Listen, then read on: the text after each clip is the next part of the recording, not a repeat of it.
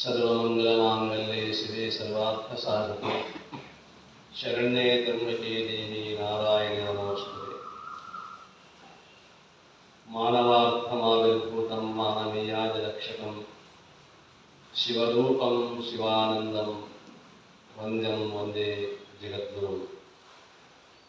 ಪ್ರಾತಸ್ಮರಣೀಯ ಪೂಜ್ಯಪಾದ ಜಗದ್ಗುರು ಶಿವಾನಂದ ಮಹಾಸ್ವಾಮಿಗಳವರನ್ನು, ವೇದಾಂತ ಕೇಸರಿ ಪೂಜ್ಯ ಶ್ರೀ ಮಲ್ಲಿಕಾರ್ಜುನ ಮಹಾಶ್ರೀಗಳವರನ್ನು, ಪುರಾಣರತ್ನ ಪೂಜ್ಯ ಶ್ರೀ ಚನ್ನಬಸವ ಮಹಾಶ್ರೀಗಳವರನ್ನು ಸ್ಮರಣೆ ಮಾಡಿಕೊಂಡು, ಜ್ಞಾನಯೋಗಿ ಪೂಜ್ಯ ಶ್ರೀ ಸಿದ್ದೇಶ್ವರ ಪಂಗಳವರನ್ನು ಸ್ಮರಿಸಿ, ಬಸವಾದಿ ಪ್ರಮುಖರಲ್ಲಿ ಶರಣೆಂದು ಜಗನ್ನಿಯಾಮಕಳಾಗಿರುವಂತಹ ಮಹಾಮಾತೆ ರಾಜರಾಜೇಶ್ವರಿಯ ಶ್ರೀಪಾದಗಳಿಗೆ ಭಕ್ತಿಯ ಪ್ರಣಾಮಗಳನ್ನು ಸಮರ್ಪಣೆ ಮಾಡಿ, ಅವಳ ಪುಣ್ಯ ಚರಿತ್ರೆಯನ್ನು ಪಾರಾಯಣ ರೂಪದಲ್ಲಿ ಸೇವೆ ಮಾಡಲಿಕ್ಕೆ ಆಗಮಿಸಿರ್ತಕ್ಕಂತಹ ಶಿವಸ್ವರೂಪಿಗಳ ತಾಯಂದರೇ, ಶರಣರೇ, ನಮ್ಮೆಲ್ಲರಿಗೂ ಶರಣಾರ್ಥಿಗಳು.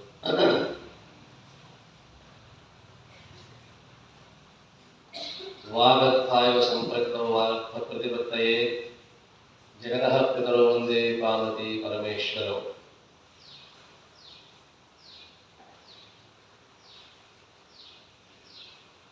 ಸೃಷ್ಟಿಕರ್ತನಾಗಿರ್ತಕ್ಕಂತಹ ಪರಮಾತ್ಮನು ನಿರ್ಗುಣ ನಿರಾಕಾರ ರೂಪನಾಗಿ ಯಾವುದೋ ಒಂದು ಅವ್ಯಕ್ತಿ ಶಕ್ತಿಯಲ್ಲಿ ಇರ್ತಕ್ಕಂಥದ್ದು ಶಿವ ತನ್ನ ವಿನೋದಕ್ಕೆ ರಚಿಸಿದಂಥ ಈ ವಿಶ್ವವೆಲ್ಲವನು, ವಿಶ್ವವನ್ನು ರಚಿಸಿ ಅವನೇನು ಅದಕ್ಕೆ ಒಳಗಾದನೆ ಶರಣರು ಹೇಳುವಂತಹ ಮಾತು. ತನ್ನ ವಿನೋದಕ್ಕೆ ಈ ವಿಲಾಸವನ್ನು ಸಿದ್ಧಾಂತ ಶಿಖಾಮಣಿಯಲ್ಲಿ ಸ್ವೇಚ್ಛಾ ವಿಗ್ರಹಯುಕ್ತಾಯ ಸ್ವೇಚ್ಛಾವರ್ತನ ವರ್ತನೆ ಸ್ವೇಚ್ಛಾಕೃತ ತ್ರಿಲೋಕಾಯ ನಮಸ್ಸಾಂಬಾಯ ಶಂಭವೇ ಅಂತ ತಿಳ್ಕೊಂಡು ಅಲ್ಲಿ ಒಂದು ಉಲ್ಲೇಖ. ಸ್ವ ಇಚ್ಛೆಯಿಂದ ಈ ಲೋಕ ಅಂತಕ್ಕಂಥದ್ದು ಹೊರಹೊಮ್ಮಿತು. ಪ್ರಕೃತಿಯಿಂದ ಮಹತ್ವ, ಮಹತ್ವದಿಂದ ಅಹಂಕಾರ, ಅಹಂಕಾರದಿಂದ ಆಕಾಶ, ಆಕಾಶದಿಂದ ವಾಯು, ವಾಯುವಿನಿಂದ ಅಗ್ನಿ, ಅಗ್ನಿಯಿಂದ ನೀರು, ನೀರಿನಿಂದ ಗಾಳಿ, ಗಾಳಿಯಿಂದ ಪೃಥ್ವಿ. ಹೀಗೆ ಅಲ್ಲಿಂದ ಅವತಾರವನ್ನು ತಾಳಿಕೊಂಡು ಬಂದಿರತಕ್ಕಂತಹ ಈ ಜಗತ್ತು ಮೂಲದಲ್ಲಿ ಏನು ಇಲ್ಲ, ಅದೆಲ್ಲವೂ ಕೂಡ ಶಿವನ ಇಚ್ಛೆ. ಆದರೆ ನಿರ್ಗುಣ ನಿರಾಕಾರನಾಗಿರ್ತಕ್ಕಂತಹ ಪರಮಾತ್ಮನಿಗೆ, ಪರಬ್ರಹ್ಮನಿಗೆ ಇದನ್ನು ಸೃಷ್ಟಿ ಮಾಡಲಿಕ್ಕೆ ಆಗುವುದಿಲ್ಲ ಅಂತ ತಿಳ್ಕೊಂಡು ಅಲ್ಲಿ ಮಧ್ಯದಲ್ಲಿ ಮಾಯೆ ಎನ್ನುವಂತಹ ಒಂದು ಶಕ್ತಿ ಬರುತ್ತದೆ. ಆ ಮಾಯೆಯಿಂದ ಈ ಜಗತ್ತು ಅಂತಕ್ಕಂಥದ್ದು ಉತ್ಪತ್ತಿ ಆಯಿತು. ಹೀಗೆ ಕುಮಾರ ಸಂಭವವನ್ನು ರಚನೆ ಮಾಡುವಾಗ ಕಾಳಿದಾಸ ಮಹಾಕವಿ ಹೇಗೆ ಅದೇ ಅಂತಂದ್ರೆ ಈ ಶಿವ ಮತ್ತು ಶಕ್ತಿಯರ ಸಂಪುಟದಿಂದ ಆಗಿರ್ತಕ್ಕಂತಹ ಜಗತ್ತು, ಶಿವಶಕ್ತಿಯರು ಹೇಗಿದ್ದಾರೆ ಅಂತಂದ್ರೆ, ಈ ವಸ್ತುವನ್ನ ನಿಮಗೆ ತೋರಿಸಿದಾಗ ಇದು ಏನು? ಹೂ. ಅದರ ಬದಲಾಗಿ ಇದನ್ನು ತೋರಿಸಿ ಇದು ಹೂ ಅಂದ್ರೆ ನಂಬ್ತೀರ?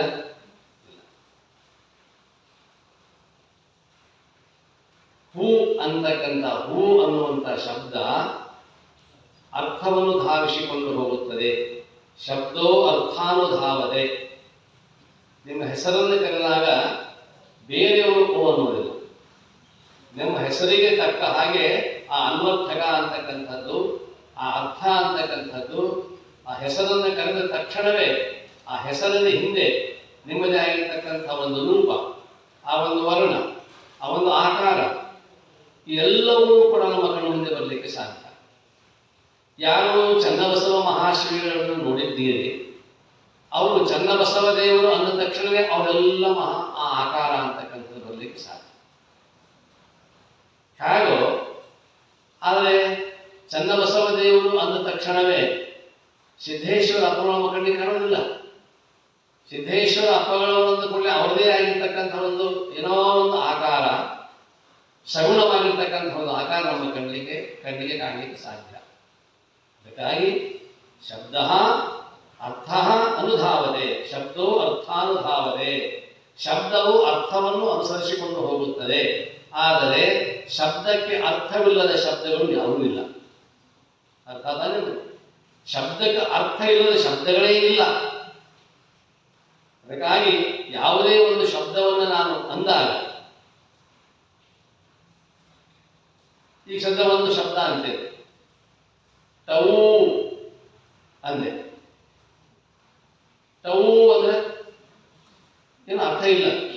ಅದನ್ನ ಊಟ, ಅರ್ಥ ಆಯ್ತು? ಅದೇ ಅಕ್ಷರಗಳು ಹಿಂದೆ ಬಂದದವು. ಊಟ ಅನ್ನುವಂಥದ್ದನ್ನು ಟಾವು ಅಂದ್ರೆ ಊಟ ಅಂದ ಕೂಡ ನಿಮ್ಮ ಮನೆಯಲ್ಲಿರ್ತಕ್ಕಂಥ ಇವತ್ತು ಏನೇನು ಭಕ್ಷ್ಯ ಭೋಜನಗಳನ್ನು ಮಾಡಿದ್ದೇವೆ ಅವೆಲ್ಲ ತಟ್ಟೆಯಲ್ಲಿ ಬಂದು ಕುದುರ್ತಾವೆ ಮುಂದೆ. ಟಾವು ಅಂದ್ರೆ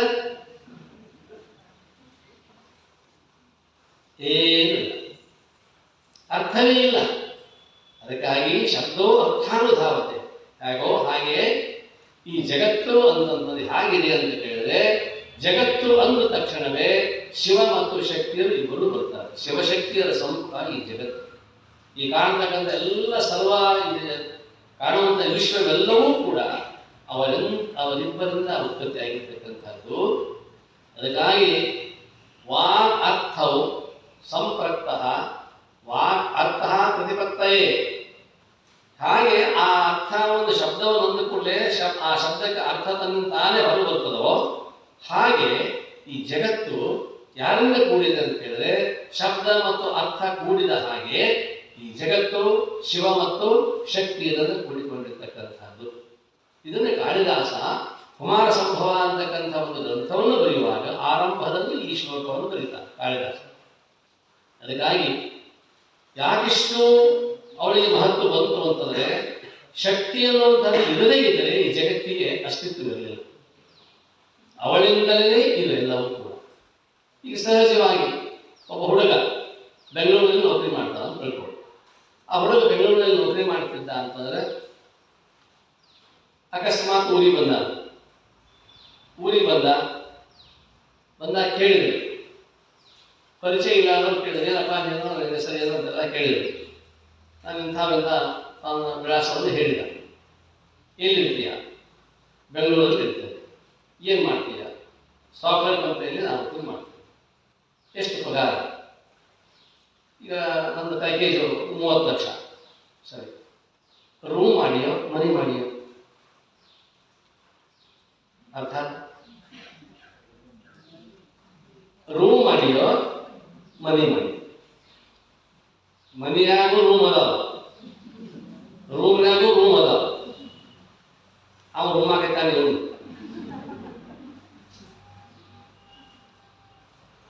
ಅವ ಏನು ಅನ್ಬೇಕು? ರೂಮ್ ಮಾಡಿ. ಇದರ್ಥ ಏನು? ಇನ್ನೂ ಮದುವೆ ಆಗಿಲ್ಲ.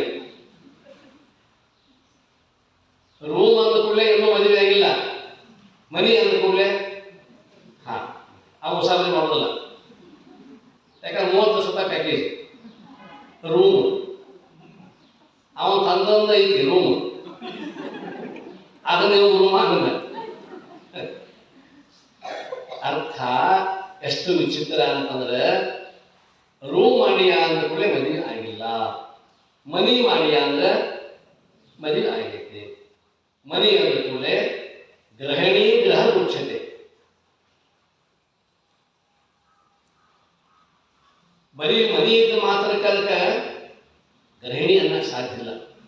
ಆ ಮನೆಯಲ್ಲಿ ಗೃಹಿಣಿ ಇದ್ದರು ಅಂತಂದ್ರೆ ಅದಕ್ಕೆ ಗೃಹ ಅನ್ಬೇಕು, ಅದಕ್ಕೆ ಮನೆ ಇರಬೇಕು ಅಂತ ತಿಳ್ಕೊಂಡು ಶಾಸ್ತ್ರ. ಹಾಗೆ ಇಲ್ಲಿ ಶಿವ ಅಂತಕ್ಕಂಥವ್ರು ಯಾವಾಗ ಶಕ್ತಿಯನ್ನ ಸಮ್ಮೇಳನ ಮಾಡಿಕೊಂಡನೋ ಆವಾಗ ಈ ಜಗತ್ತು ಅಂತಕ್ಕಂಥದ್ದು ಉತ್ಪತ್ತಿ ಆಯಿತು. ಹಾಗೆಯೇ ಜಗತ್ತು ಅಂತಂದ್ರೆ ಶಿವ ಮತ್ತು ಶಕ್ತಿಯರ ಸಂಪುಟದಿಂದ ಆಗಿರ್ತಕ್ಕಂಥದ್ದು. ಹೌದಾ? ಕೈ ಮೇಲೆ ಮಾಡಿ, ಎಲ್ಲರೂ ಕೈ ಮೇಲೆ ಮಾಡಿ. ಹೆಂಗೆ ಕೈ ಬಿಸ್ರಿ, ನಾನು ಮಾಡಿ. ಇದು ದೇವಿ ನಮಸ್ಕಾರ ಕೊಟ್ಟೈತಿ.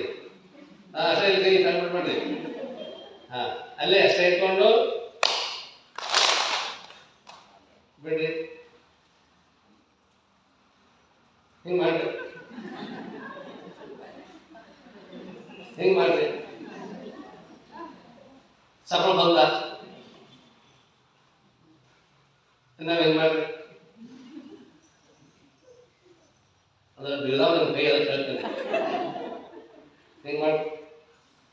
ಶಬ್ದ ಬಂತ ಹೆಂಗ್ ಮಾಡ್ರಿ? ಹಾಗಾದ್ರೆ ಈ ಬಲಗೈ ಈ ಕಡೆ ಬಂದಿದ್ದು ಒಳಗೈ ಹೊರಗೆ ಮಾಡ್ರಿ. ಶಬ್ದ ಬರಲಿಲ್ಲ. ಶಬ್ದ ಇಲ್ಲಿ ಬಂತು. ನಮ್ಗೆ ಕೈ ಇಲ್ಲ, ಒಂದ ಕೈಯಿಂದ ಬಿಡಿ. ಸಾಧ್ಯವೇನು? ಶಬ್ದ ಅನ್ನುವಂಥದ್ದಕ್ಕೆ ಅವಕಾಶ ಇಲ್ಲ ಇಲ್ಲಿ. ಈಗ ಇದು ಕೈ ಅದ, ಇದು ಕೈ ಅದ, ಎರಡು ಕೈ ಕೂಡಿದಾಗ ಶಬ್ದ ಅಂತಕ್ಕಂಥದ್ದು ಬಂತು. ಶಬ್ದ ಅನ್ನುವಂಥದ್ದು ಎಲ್ಲಿಂದ ಬಂತು? ಎರಡು ಕೈಗಳು ಕೂಡಿದ.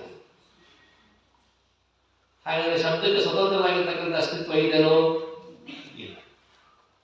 ಹಾಗೆಯೇ ಈ ಜಗತ್ತು ಅನ್ನುವಂಥದ್ದು ಶಿವ ಶಕ್ತಿ ಎರಡರ ಸಮ್ಮಿಲನದಿಂದ ಜಗತ್ತು ಅನ್ನುವಂಥ ಶಬ್ದ ಹೊರಬಂದ. ಜಗತ್ತಿಗೆ ಸ್ವತಂತ್ರ ಅಸ್ತಿತ್ವ ಇಲ್ಲ, ಅವು ಎರಡರ ಸಮ್ಮಿಲನದಿಂದ ಆಗಿರ್ತಕ್ಕಂಥ ಈ ಜಗತ್ತು.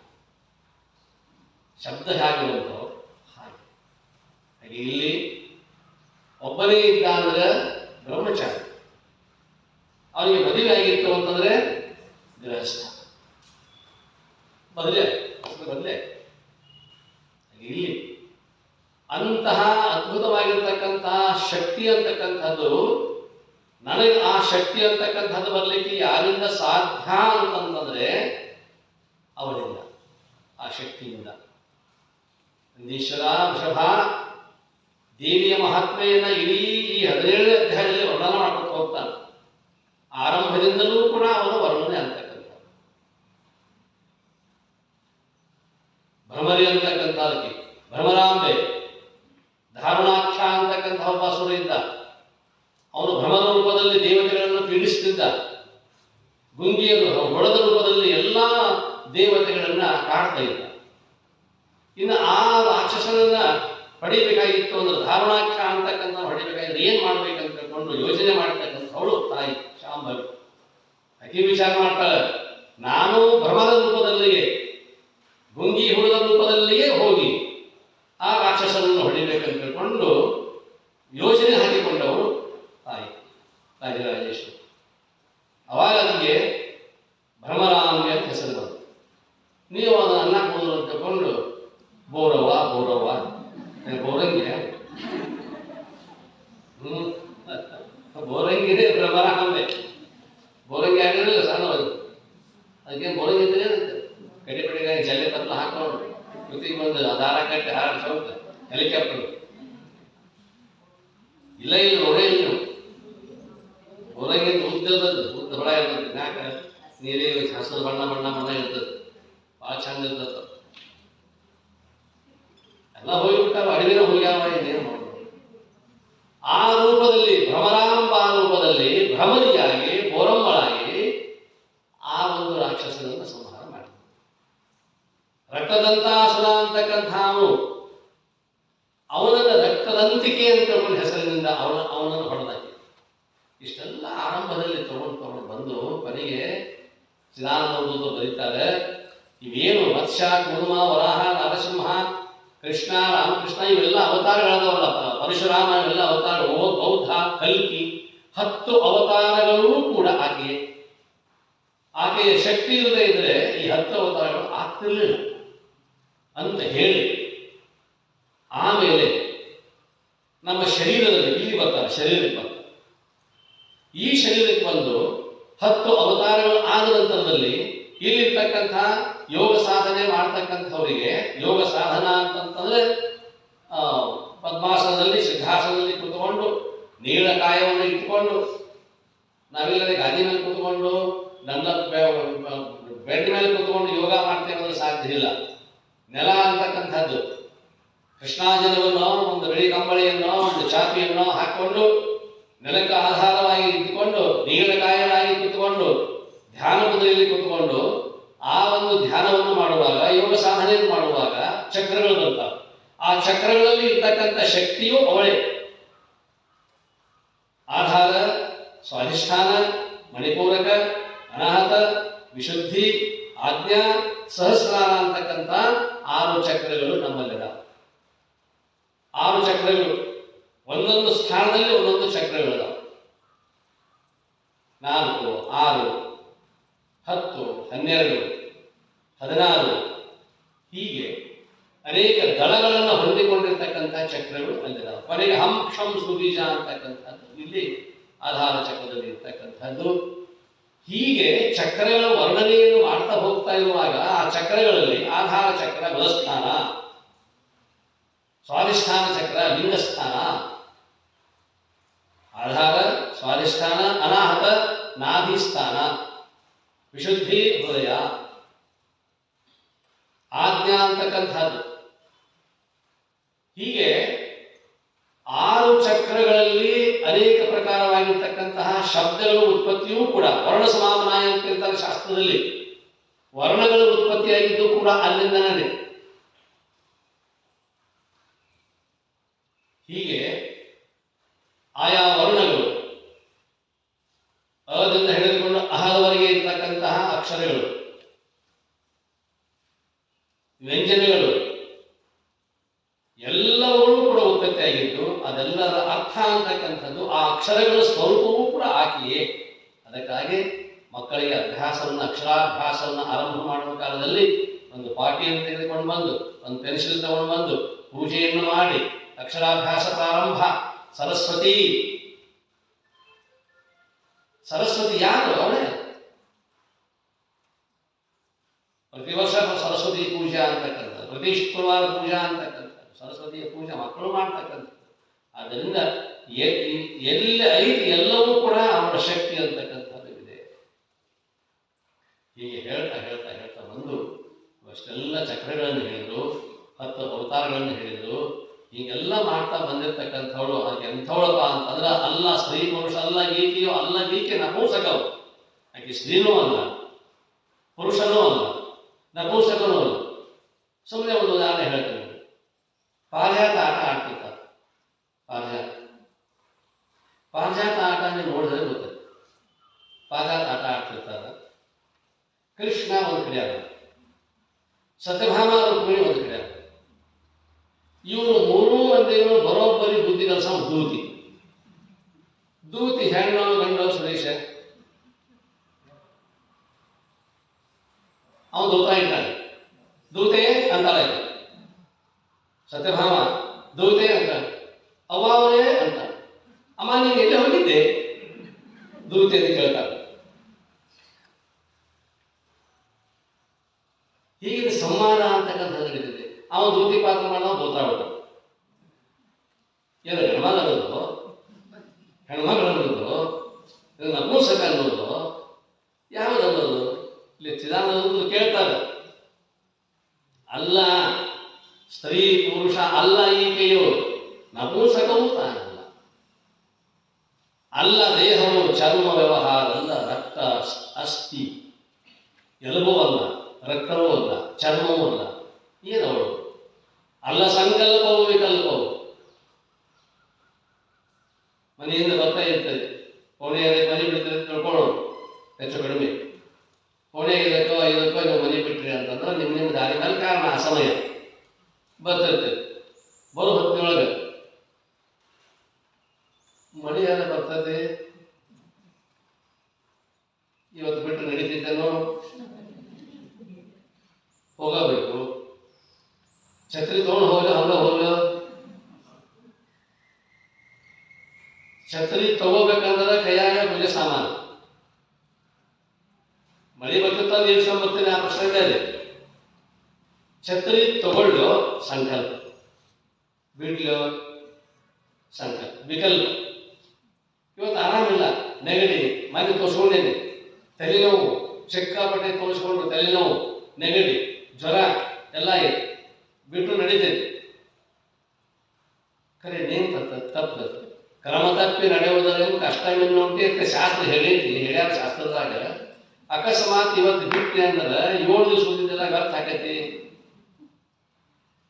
ಹೊಗೆ ಬಿಡು ನಡಿ. ಬ್ಯಾಡ ಅನ್ನೋದು, ಹೋಗ್ಬೇಕನ್ನೋದು ಸಂಕಲ್ಪ.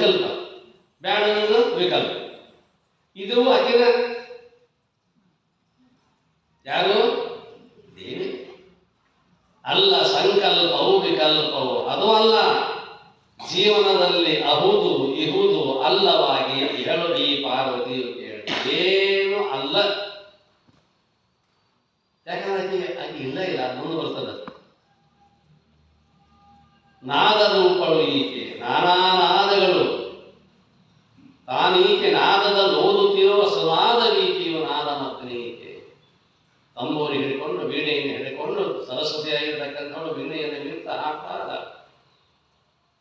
ಅದು ಆಕೆ, ವೀಣಾನಾದವೂ ಆಕೆ. ಆ ಅನಾದಿ ಫಲದೈವಿ ಈಕೆ ಪಾರ್ವತಿಯು ಕೇಳಿದ. ಮೊನ್ನೆ ಹೇಳಿದ್ದೇನೆ, ಅದರಲ್ಲಿ ಹೇಳ್ತಾರೆ ಪಂಚಭೂತಗಳು ಈಕೆ. ಪಂಚಭೂತಗಳು ಅಂತಂದ್ರೆ ಪೃಥ್ವಿ, ಅಪ್, ತೇಜ್, ವಾಯು, ಆಕಾಶ. ಇದು ಪಂಚಕರ್ಮಿ ಜ್ಞಾನ ಪಂಚೇಂದ್ರಿಯಗಳು ಈಕೆ. ಪಂಚೇಂದ್ರಿಯಗಳು ಜ್ಞಾನೇಂದ್ರಿಯಗಳು, ಶ್ರೋತ್ರ, ತ್ವಚ, ನೇತ್ರ, ಜಿಹ್ವ, ಜ್ಞಾನ ಅಂತಕ್ಕಂಥ ಜ್ಞಾನೇಂದ್ರಿಯಗಳು. ಪಂಚಕರ್ಮೇಂದ್ರಿಯಗಳು ವಾಕ್, ಪಾಣಿ, ಪಾದ, ವಾಯು, ಉಪಸ್ಥ ಅಂತಕ್ಕಂಥ ಕರ್ಮೇಂದ್ರಿಯಗಳು. ಪಂಚಪಂಚಾತತ್ವವೆಲ್ಲವೂ ವಂಚನೆ ಇಲ್ಲದರೆ ಈಕೆ ಪ್ರಪಂಚಿ ಮಧ್ಯದಳು ಈಕೆ ಈ ಪಾರ್ವತಿಯು ಕೇಳ. 25 ತತ್ವಗಳಿಂದ ಕೂಡಿಕೊಂಡಿರ್ತಕ್ಕಂಥ ಈ ಶರೀರ ಇದ್ರೂ ಕೂಡ ಅಕಸ್ಮಾತ್ ಈ ಶರೀರ ಹೋದ ನಂತರದಲ್ಲಿ, ಪ್ರಾಣ ಪಕ್ಷಿ ಹೋದ ನಂತರದಲ್ಲಿ ಅವಳು ಇಲ್ಲ, ಇಲ್ಲೇ ಉಳಿದು ಒಂದಕ್ಕೊಂದು ಹೋಗ್ಬಿಟ್ರು. ಹೀಗೆ ಇದು ಸಾಕ್ತಾ ಹೋಗ್ತಕ್ಕಂಥದ್ದು. ಸರ್ವಭೂತಳು ಈಕೆ ಈಕೆಯು ಒಂದೇ ಪ್ರಾಣಿ ಅಲ್ಲ, ಎಲ್ಲ ಈಶಾವಾಸ್ಯವಿದಂ ಸರ್ವಂ. ಅದಕ್ಕಾಗಿ ಹೇಳ್ತಕ್ಕಂಥದ್ದು ಭಗವದ್ಗೀತೆ, ಸರ್ವಭೂತ ಹಿತೇರತ. ಎಲ್ಲ ಭೂತ ಪ್ರಪಂಚದಲ್ಲಿಯೂ ಕೂಡ, ಎಲ್ಲ ಪ್ರಾಣಿಗಳಲ್ಲಿಯೂ ಕೂಡ ದಯಾ ಅಂತಕ್ಕಂಥದ್ದಿರಲಿ. ದಯವೇ ಬೇಕು ಸಕಲ ಪ್ರಾಣಿಗಳೆಲ್ಲರಲ್ಲಿ. ಬಸವಣ್ಣ ಹೇಳ್ತಾರೆ, ದಯವೇ ಬೇಕು ಸಕಲ ಪ್ರಾಣಿಗಳಲ್ಲಿ, ದಯವಿಲ್ಲದ ಧರ್ಮ ಅದಾವು ದಯ. ಹಾಗೆ ಇಲ್ಲಿ ಊರ್ವಿ, ಪಶು, ನರ, ಕ್ರಿಮಿಗಳೆಲ್ಲವೂ ತೋರುವ ನರ, ಸುರ, ಕ್ಷೇತ್ರ, ಗಿರಿ, ಕೊರ ಎಲ್ಲವೂ ಈಕೆ ಈ ಪಾರ್ವತಿ. ಅದೇಗಂತಾನ ಶಿವ ಹೇಳ್ತಾನ, ನಂದೀಶ್ವರ ಹೇಳುವವನ ಈಕೆ. ಇದೇನೈತಲ್ಲ ನಾಲಿಗೆಯಲ್ಲಿ ಶಕ್ತಿ ಇದೆ ಅಂತಿರ್ತಾರೆ. ಕೆಲವು ಬೇಕಿರ್ತಾರೆ, ನಿನ್ನ ನಾಲಿಗೆ ಸೇರಿದೆ ಅಂತೇಳಿ ಗೊತ್ತದಿಲ್ಲ. ನಿಮ್ಮ ಬೇಳು ದೇವಿದ ಬೇಕಳ, ನಿನ್ನ ನಾಲಿಗೆ ಸೇರಿದೆ, ನಿನ್ನ ನಾಲಿಗೆ ಒಣಗಲಿ. ಒಣಗಲಂದ್ರೆ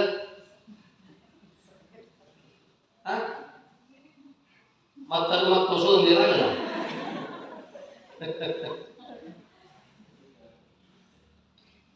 ನಾಲಿಗೆ ಎಲ್ಲವೂ ಹೇಳುವವ ನಾನು ಈಕೆ, ಕಿವಿಯಲ್ಲಿ ಕೇಳುವವನು ಆನು ಈಕೆ. ನಾ ಹೇಳ್ತಕ್ಕಂಥ ನಾಲಿಗೆಯಲ್ಲಿರ್ತಕ್ಕಂಥ ಶಕ್ತಿಯೂ ಆಕೆ ಇದೆ.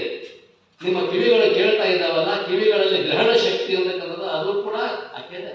ಶಕ್ತಿ ಅನ್ನುವಂಥದ್ದು ಇಲ್ಲದೆ ಯಾವುದೂ ಇಲ್ಲ. ನಾಲಿಗೆಯ ಶಕ್ತಿ, ಕಿವಿಯ ಶಕ್ತಿ, ಗ್ರಹಣ ಶಕ್ತಿ, ನೋಡುವ ಶಕ್ತಿ, ರುಚಿಸುವ ಶಕ್ತಿ, ಘ್ರಾಣಿಸುವ ಶಕ್ತಿ, ಹಿಡಿಯುವ ಶಕ್ತಿ, ಹೋಗುವ ಧಾವಂತಿಕೆಯ ಶಕ್ತಿ ಎಲ್ಲಿಂದ ಬಂತು? ನಮ್ಮ ಶರೀರದಲ್ಲಿ ಶಕ್ತಿ ಕೆಲಸ ಮಾಡ್ತಾ ಇದೆ. ಹೊಟ್ಟೆಯಲ್ಲಿರ್ತಕ್ಕಂಥ ಅನೇಕ ಸ್ಪೇರ್ ಪಾರ್ಟ್ಸ್ಗಳದಾವ, ಅನೇಕ ಅಂಗಗಳದಾವ, ಅವೆಲ್ಲವೂ ಕೂಡ ಕಾರ್ಯವನ್ನು ಮಾಡ್ತಾ ಇದ್ದಾವೆ. ಅಲ್ಲಿ ಶಕ್ತಿ ಯಾರದು? ಮೇಲೆ ಸೂಕ್ಷ್ಮದಿನ ಆಳ ವಸ್ತು ಓಲಿಯಾಡುವ ಈಕೆಯು ಮೂಲ ಪರಬ್ರಹ್ಮ ಸ್ವರೂಪವು ಈ ಪಾರ್ವತಿಯು ಕೇಳಿದ. ಮೂಲ ಪರಬ್ರಹ್ಮ ಸ್ವರೂಪವನ್ನು ಬಿಟ್ಟು ಇಲ್ಲವೇ ಇಲ್ಲ ಎನ್ನಬಲ್ಲವರಾರು ವೃಷಭನೇ. ನಂದೀಶ್ವರ, ನನ್ನ ಪರಿಚಯ ಯಾರಿಗೂ ಇದ್ದಿದ್ದಿಲ್ಲ. ಲೋಪ ಅಂದು ಯಾರ್ಯಾರಿಗೂ ಪರಿಚಯ ಇದ್ದಿದ್ದಿಲ್ಲ.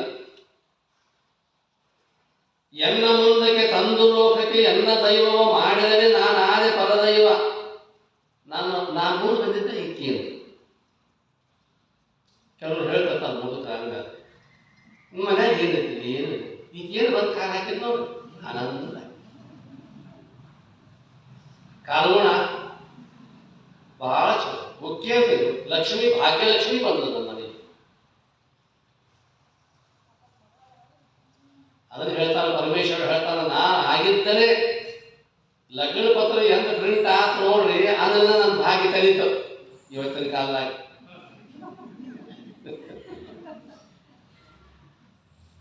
ಎನ್ನ ಮುಂದಕ್ಕೆ ತಂದವರು ಯಾರು, ಎನ್ನ ಬಲ್ಲವರು ಯಾರು, ನನ್ನ ಪರಿಚಯ ಯಾರು ಇದ್ದಿದ್ದಿಲ್ಲ. ಎನ್ನ ಮುಂದಕ್ಕೆ ತಂದು ಲೋಕಕ್ಕೆ ಎನ್ನ ದೈವವ ಮಾಡಿದರೆ ನಾನಾಗ ಬರ್ತದೆ, ನಾ ದೇವರಾಜ್ಞಪ್ಪ. ಇನ್ನು ವಿಷ ಕುಡಿದು ಉಳಿದಿಹೇನು, ಅದೇನು ಸಮುದ್ರ ಮಥನ ಆಗ್ತಲ್ಲ. ಸಮುದ್ರ ಮಥನ ಆದ ಕೂಡಲೇ ಮೊಟ್ಟ ಮೊದಲು ಹಾಲ ವಿಷಯ ಹೊರಗೆ ಬಂತು.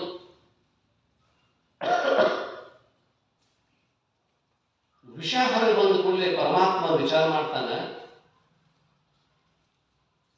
ಇನ್ನೇನು ಬಿಟ್ನಿ ಅಂತಂತಂದ್ರೆ ಎಲ್ಲವೂ ಜಗತ್ತೇ ಸತ್ತು ಹೋಗಿಬಿಡ್ತದೆ, ಎಲ್ಲವೂ ವಿಷಪ್ರಾಶನ ಆಗಿಬಿಡ್ತದೆ ಅಂತ ತಿಳ್ಕೊಂಡು ಕೆಟ್ಟದ್ದಿದ್ದೆಲ್ಲ ಹುಟ್ಟು ಪರಮಾತ್ಮನ ಶಿವನಿಗೆ, ಚಲೋ ಇದೆಲ್ಲ ವಿಷ್ಣು ಅಲಂಕಾರ ಪ್ರಿಯ, ಚಲೋ ಸಾಮಾನು ಚಲೋ ಹೂವು ಅರಳಿತು ಅವನಿಗೆ ಹೋಗತ್ತೆ. ಇದೇನು ಶಿವಾಯಮ್ಮ, ನೀರು ಹಾಕಿದ್ರು ಶಿವಾಯಮ್ಮ, ಹಾಲು ಹಾಕಿದ್ರು ಶಿವಾಯಮ್ಮ, ನೀವು ಅಭಿಷೇಕ ಪ್ರಿಯ ಶಿವ ಪರಮಾತ್ಮ. ಏನು ಇರ್ಲಿಕ್ಕಂದ್ರು ಮಂತ್ರ ಅಂದ್ರೆ ಯಾಕಾದ್ರೂ ಸಮಾನ ಮಾಡಕ್ಕೆ ಹೋಗ್ತಾನೆ ಶಿವಾಪನು. ಇವು ವಿಷ್ಣಾಪ ಹಂಗಲ್ಲ, ಎಲ್ಲ ಅಲಂಕಾರ ವಸ್ತುಗಳು ಬೇಕು. ಅದಕ್ಕೆ ಶಿವ ಅವನು ಅಭಿಷೇಕ ಪ್ರಿಯ, ವಿಷ್ಣು ಭಗವಾನ್ ಅಲಂಕಾರ ಪ್ರಿಯ. ಅದಕ್ಕೆ ಅವನಂತಾನ, ನಾನು ವಿಷ ಕುಡಿತಿದ್ದೆ, ಕುಡಿದು ಕೂಡಲೇ ಕುಡಿಯುವ ಹೊತ್ತಿನೊಳಗೆ ಅದನ್ನು ತಡಿ ಹಿಡಿದು ಹಾಕಿದ್ರೆ ಈ ಕುಡಿಬೇಡ ಅಂತಂದು. ಯಾಕಂತಂದ್ರೆ ಮಾರ್ಗದರ್ಶನ ಮಾಡಿದ್ದು, ಕುಡಿದಿದ್ದೆ ನಾ ಸಾಯ್ತಾನೆ ತಿಳ್ಕೊಂಡಿದ್ದು. ಆದರೆ ಒಳಗಿರ್ತಕ್ಕಂಥ 7 ಲೋಕಗಳು ಸಾಯ್ತಾವ ಅಂತ ತಿಳ್ಕೊಂಡು ನೀನು ಸಾಯಬೇಡ, ನನ್ನ ಮುತ್ತೈದೆಯನ್ನು ಕಳೀಲಿಕ್ಕೆ ಹೋಗಬೇಡ ಅಂತ ತಿಳ್ಕೊಂಡು ಆಯ್ತು ಅಂತಾಳ. ಹಂಗ ಆದ್ರೆ ಶಿವ ಯಾವಾಗಲೂ ಕೂಡ ನಿತ್ಯ ಸುಖಿ. ಅವನು ಮಾರ್ಗದರ್ಶನ ಮಾಡಿದವಳು. ವಿಷ ಕುಡಿದು ಉಳಿದಿಹೇನು ನಾನು, ಇನ್ನು ಪಾರ್ವತಿ ದೇವಿ ಕರುಣದಲ್ಲಿ, ಅವಳ ಕರುಣೆಗೆ ತಂದು ತಿಳ್ಕೊಂಡು ನಾನು ಉಳಿದೆ ಅಂತ ತಿಳ್ಕೊಂಡು ನಂದೀಶ್ವರ ಕೇಳು, ಯಾರದು ಪರಿಚಯ ಹೇಳಾಕೈತಾನ್ರಿ ಇವ? ಪಾರ್ವತಿದಲ್ಲ, ತಾನು ಹೇಳ್ತಿದ್ದು.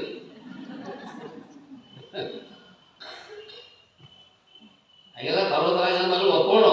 ಆದ್ರೆ ಈಗ ಶಿವನ ಅರ್ಧಾಂಗಿನಿ ಬಹಳ ಅವನಿಗೆ ಬಹಳ ಸಂತೋಷ ಆಗಿದೆ. ನಾನು ಎಲ್ಲಿಯೋ ಮಾರಾಯ ಮುದಿಯಂತ ಹತ್ತಿಕೊಂಡು ಏನನ್ನ ಪರಿಸ್ಥಿತಿ ಹೇಳ್ಬೇಕು. ಅವಾಗ ಬಹಳ ಕೆಟ್ಟಿತ್ತು ನಂದೀಶ್ವರ, ಉಟ್ಕೊಳಕ್ ಅರಿವಿದ್ದಿಲ್ಲಪ್ಪ.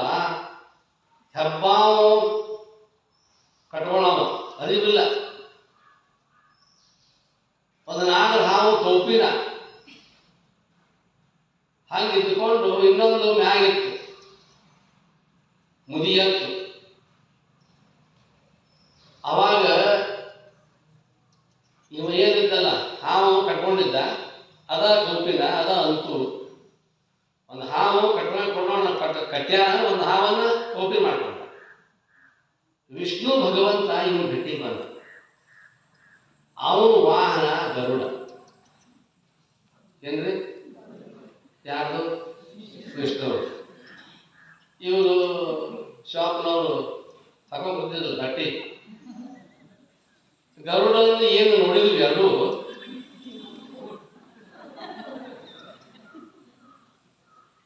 ಶಿವಾಪ ಬಾಹುಬಲಿ ದಿಗಂಬರನಾಗಿ ನಿಂತ್ಬಿಟ್ಟ. ಅವಾಗ ನನ್ನ ಮರ್ಯಾದೆ ಕಾಣವಳಿಕಿನ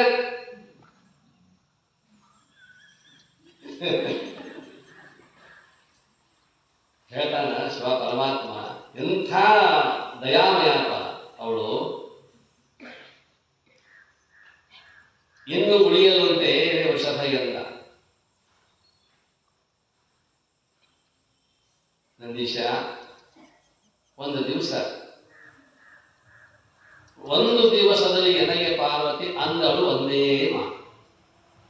ಒಂದು ಮಾತು ಹೇಳ್ತಾಳು, ಕೂಡಿ ಕೂತಾರ ಅದೇ ಸರ್ ಲೋಕಾಭಿರಾಮಾಗಿ ಮಾತಾಡ್ಕೊಂಡ ಕೂತಾಗ ಪಾರ್ವತಿ ತನ್ನ ಗಂಡನನ್ನು ಒಂದು ಮಾತು ಕೇಳ್ತಾಳೆ. ಅಂದಳು ಒಂದೇ ಮಾತು, ಇದು ಏನೆಂದು ಕೇಳಿದಳು ತೋರುವುದಲ್ಲ. ಇದೇನು ತೋರ್ತದಲ್ಲ, ಎನ್ನ ಆಳದನೆ ಎನ್ನ ಒಡೆಯನೆ ಪ್ರತಿದೇವ, ಇದೇನು ಕಾಣಿಸ್ತದೆ ಜಗತ್ತು, ಇದು ತೋರುವುದೆಲ್ಲವೂ ಏನಿದು ಎನ್ನಲು ನಾನು ಆಗ ಅಂದೆ. ಅವಾಗ ನಾನು ಅಂದೆ, ನಂದೀಶ್ವರ ಏನಂತಂದ್ರೆ ಸರ್ವವು ಎನ್ನ ಮಾಯವೇ, ಇಂದು ನೋಡಿರಿ ಎನ್ನ ಮಾಯೆಯನ್ನು. ಅವನೇನಂದ ಶಿವ ಪರಮಾತ್ಮ, ಇದ ಏನಾದ್ರು ಮಾಯಾ ಸ್ವರೂಪ ಇದಲ್ಲ ಅಂದ. ಓಹೋ, ಇದು ನನ್ನ ಮಾಯಾ ಸ್ವರೂಪ ಇದು ಅಂದು ಎನ್ನ ಮಾಯೆಯನ್ನು ಒಂದು ಚಿಟಿಕೆಯ ಹಾಕಿದರೆ ನಗುತ್ತದೆ. ಈಗ ನೋಡಿ, ನಿನ್ನ ಮಾಯ ಹೋದ್ರೆ ಹೋಗ್ತದೆ, ಇನ್ನು ನನ್ನ ಮಾಯ ಒಂದಿಷ್ಟು ನೋಡು ಅಂತ ತಿಳ್ಕೊಂಡ್ರೆ ಏನೇನು ಮಾಡಲ್ಲ. ಎದ್ದು ಹೋಗಿಲ್ಲ, ಏನು ಒಳಗೆ ಹೋಗಿ ಬಸ್ಸಿನ ಮೇಲೆ ಬೊಗಣಿ ಇಟ್ಟಿಲ್ಲ, ನೀರು ಹಾಕಿಲ್ಲ, ಚಾ ಪುಡಿ ಹಾಕಿಲ್ಲ, ಹಾಲು ಹಾಕಿಲ್ಲ, ಚೆನ್ನಾಗಿ ತೊಗೊಂಡು ಚಾ ಸೋಸಿಲ್ಲ, ತಂದು ಹೊರಗೆ ಕೊಟ್ಟಿಲ್ಲ, ಏನೇನು ಮಾಡಲ್ಲ. ಕುಂತಲ್ಲೇ ಕುಂತಾಳ, ಒಂದು ಚಕ್ಕೆ ಹೊಡೆದ. ಇಷ್ಟ ಹೊಡೆದ ಕೂಡಲೇ ಇವೆಲ್ಲ ಗೊತ್ತಾಗ ಸ್ವಾಪ್ ಮೊದಲ ನಾನಿಲ್ಲೇ ತೋರಿದರು ಹರಿಹರನ ಅಂತ. ಎಂಥವ್ರು ತೋರ್ತಾರ. ಕಮಲಜನು ಬಹಳನೆ ತೋರಿದರು ಮುಖ ದಶರು 100,000 10 ಮುಖದವರು, 100 ಮುಖದವರು, 1000 ಮುಖದ ದೇವತೆಗಳು. ಬಹಳ ತಾನೇ ಇಲ್ರಿ. ಇಷ್ಟು ಮಾಡಿ ಹಿಂಗೆ ಮಾಡಿ ಟೈಮ್ ಒಂದು ತಾಸು ಆಗತ್ತೆ, 2 ತಾಸು ಆಗತ್ತೆ, 1 ಸೆಕೆಂಡ್. ಇಷ್ಟೊಂದು ಸೆಕೆಂಡಿನೊಳಗೆ 10 ಮುಖದ ದೇವತೆಗಳು, 100 ಮುಖದ ದೇವತೆಗಳು, 1000 ಮುಖದ ದೇವತೆಗಳು ಎಲ್ಲ ಕಡೆ ನೋಡ್ಲಿಕ್ಕೆ ಸಾಧ್ಯ. ಅವರ ಕಾಂತಿಯ, ಅವರ ರೂಪ, ಅವರ ಆಯುಧ, ಅವರ ಭೂಷಣ ಎಲ್ಲ ನೋಡ್ತಾನ. ಏನಾದ್ರು ಹಂಗೆ ನಿಂತಾನಂದ್ರೆ ಬರೇ ಅವರವರಿಗೆ ಎಷ್ಟೆಷ್ಟು ಅಲಂಕಾರ, ಅವರ ಆಯುಧಗಳು, ಅದೆಲ್ಲವನ್ನು ನೋಡಿದಾಗ ಅವರನ್ನೆಲ್ಲವ ಕಂಡು ನಾನೇ ಬೆರರಿ ಗತ ಗತ ಗತ ನಡುಗೆ. ಅವ್ರು ನೋಡಿದ ಕೂಡ ಹಿಂಗೆ ಭಯ ಆಗಿಬಿಡ್ತು. ಕನಸಿನ್ಯಾಗ ಅಕಸ್ಮಾತ್ ನಿಮಗೆ ಊರು ಹೊರಗೆ ಒಂದು ದೊಡ್ಡ ಜಾಲಿ ಗಿಡ, ಊರು ಹೊರಗೆ ದೊಡ್ಡ ಜಾಲಿ ಗಿಡ, ಆಯ್ತಾರ ಅಮಾಸಿ ರಾತ್ರಿ ಬರೋಬ್ಬರಿ 12 ಕನಸು ಬಿದ್ದತೆ. ಅಲ್ಲಿ ಹೊರಂಗ ಆತು, ದೊಡ್ಡ ಜಾಲಿ ಗಿಡ, ಕಣಕಪ್ಪಲಿ, ಅದರೊಳಗೆ 2 ಭೂತ ಪಿಶಾಚ ನಾಲಿಗೆ ತಕ್ಕೊಂಡು ಅಕರಾಳದ ಕರಾಳ. ಅದನ್ನು ನೋಡಿದ ಕೂಡಲೇ ಏನಾಗೈತಿ ಆಗೈತಲ್ಲ, ಅರಿವು ತೋದುವೋ ಹಾಸಿ ತೋದುವೋ ಆ ಪ್ರಶ್ನೆ ಬೇರೆ. ಎಷ್ಟು ಭಯ ಅನ್ನಿಸ್ತದಲ್ಲ.